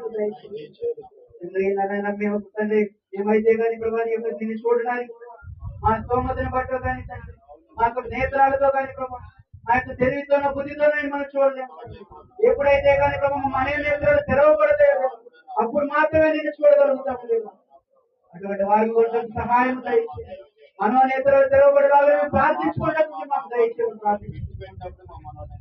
దేవా మీరు మాతో నడిపించండి తండ్రి. ఆత్మ ఫలాలన్నిటినీ కూడా తండ్రి మా జీవితంలో ఫలించలాగా మీరు మాకు సహాయం చేయండి. తండ్రి ఈ లోకంలో ఉన్నటువంటి వారి కోసం కాదు తండ్రి మేము పాల్గొనాలి. ఈ లోకంలో ఉన్నటువంటి క్రియల కోసం కాదు దేవ మేము జీవించాలి తండ్రి. మేము మరణించినటువంటి తర్వాత అక్కడ ఒక స్థానం ఉంది, ఆ స్థానాన్ని మేము సంపాదించుకోవాలని చెప్పి దానికోసం పాల్గొలాడే వారి కోసం సహాయం కృపతో మమ్మల్ని నింపండి తండ్రి. మధ్యాహ్న కాల సమయంలో దేవ మీ యొక్క పరిశుద్ధాత్మను మాకు దయచేయమని ప్రార్థించుకున్నాం తండ్రి. ఇక్కడ సంఘంలో ఉన్న ప్రతి ఒక్క బిడ్డలు మీ గురించి సంధిలో ప్రార్థిస్తున్నాం దేవా తండ్రి. బిడ్డలు తండ్రి అనారోగ్యంలో ఉన్న ప్రతి ఒక్క బిడ్డని మీరు జ్ఞాపకం చేస్తున్నారు. మంచి ఆత్మ మంచి ఆరోగ్యం వారికి దయచేయండి దేవా. వారిలో ఉన్న బలహీనతలన్నీ లయపరచండి. మీ యొక్క పరిశుద్ధాత్మ శక్తిని జ్వరంతో బాధపడుతున్నటువంటి నీరసాలతో ఉన్నటువంటి వారు దేవా తండ్రి ప్రతి ఒక్క బిడ్డని మీరు జ్ఞాపకం చేస్తున్నారు దేవా తండ్రి. మంచి ఆరోగ్యం దయచేయండి. మంచి ఆరోగ్యంతో నింపిదంటే జ్వరాన్ని తీర్చేయమని ప్రార్థిస్తున్నాం. అలాగే తండ్రి పరీక్షలకు సిద్ధపడుతున్నటువంటి బిడ్డలు దేవా ఆ పరీక్షలు అయిపోయి రిజల్ట్స్ కోసం ఎదురు చూస్తున్నటువంటి బిడ్డలు అందరికి మంచి ఫలితాలు దయచేయండి. ప్రిపేర్ అవుతున్న ప్రతి ఒక్క బిడ్డ కూడా తండ్రి చక్కటి జ్ఞానంతో వాటిని చక్కగా తండ్రి ఒక ఎగ్జామ్స్ లో పార్టిసిపేట్ చక్కగా తండ్రి ఈ నామానికి గర్తమేమో ప్రభావం తెచ్చుకున్న మీరు సహాయం దయచేయమని ప్రార్థిస్తున్నాం. మీరు వారితో నడిపించి క్షేమాన్ని దయచేయమని ప్రార్థిస్తున్నాం. చిన్న బిడ్డల నుంచి ప్రభావ వృద్ధాప్యంలో ఉన్న ప్రతి ఒక్క బిడ్డని కూడా ప్రభు పేరు పేరున దీవించాలని ప్రార్థిస్తున్నాం తండ్రి. ఆదివారం అనగానే మాకనేది ప్రభా టూర్లు కానీ ప్రభావ వేరేది ఏది మాకు అది ఈ సంఘంలో వెళ్ళటం అదే మాకు ఒక పెద్ద టూర్ గా మేము భావిస్తాం. ఈ సంఘంలోకి వచ్చి కూర్చొని ప్రార్థించుకునేవాడు మాకు సహాయం. ఈ యొక్క దినాన్ని నీకు మాత్రమే గడిపేవాడు మాకు సహాయం. ఈ సన్నిధిలో మాత్రమే గడిపేవాడు మాకు సహాయం. ఈ పరిశుద్ధాత్మ శక్తిని పొందుకోవడానికి మీరు మాకు సహాయం అనుగ్రహించి దినాన్ని ప్రభావ కూడుకుని ప్రతి ఒక్క బిడ్డ కూడా తండ్రి ఇక్కడి నుంచి వెళ్తుంది తండ్రి. ఖాళీ హృదయాలతో కాదు తండ్రి భారముతో ప్రభావ వాక్యాన్ని మోసుకొని వెళ్తారు సహాయం దయచేసి. వాక్యం అంతటి చక్కగా తండ్రి హృదయంలో నాటుకొని పోలాగా వారందరికీ సహాయం దయచేసి తండ్రి. వారి కుటుంబాల కొరకు ప్రార్థించుకునేటువంటి వారి కొంత సహాయం దయచేసి. వారి కుటుంబ రక్షణ కోసం ప్రార్థించుకునే వారి కుటుంబాల కొంత సహాయం దయచేసి. మంచి ఆరోగ్య బిడ్డలు అనుగ్రహించు.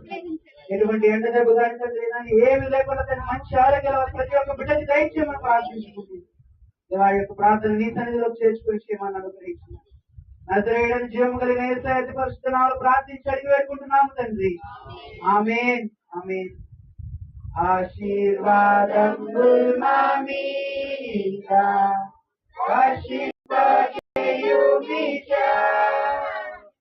ఆశతో నమ్మియున్నాము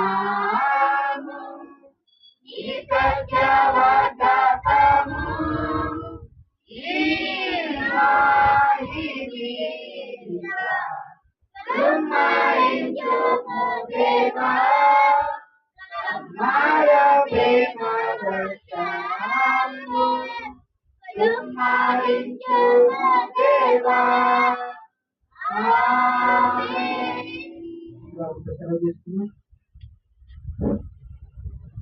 తండ్రి దేవుడి ప్రేమ కుమారుడైన యేసుక్రీస్తు వారి యొక్క కృప పరిశుద్ధాత్మ యొక్క అన్యోన్య ప్రవాసము ఇప్పుడు ఎల్లప్పుడూ సదాకాలం మనందరికీ తోడు ఉండి నడిపించుగాక. ఆమేన్.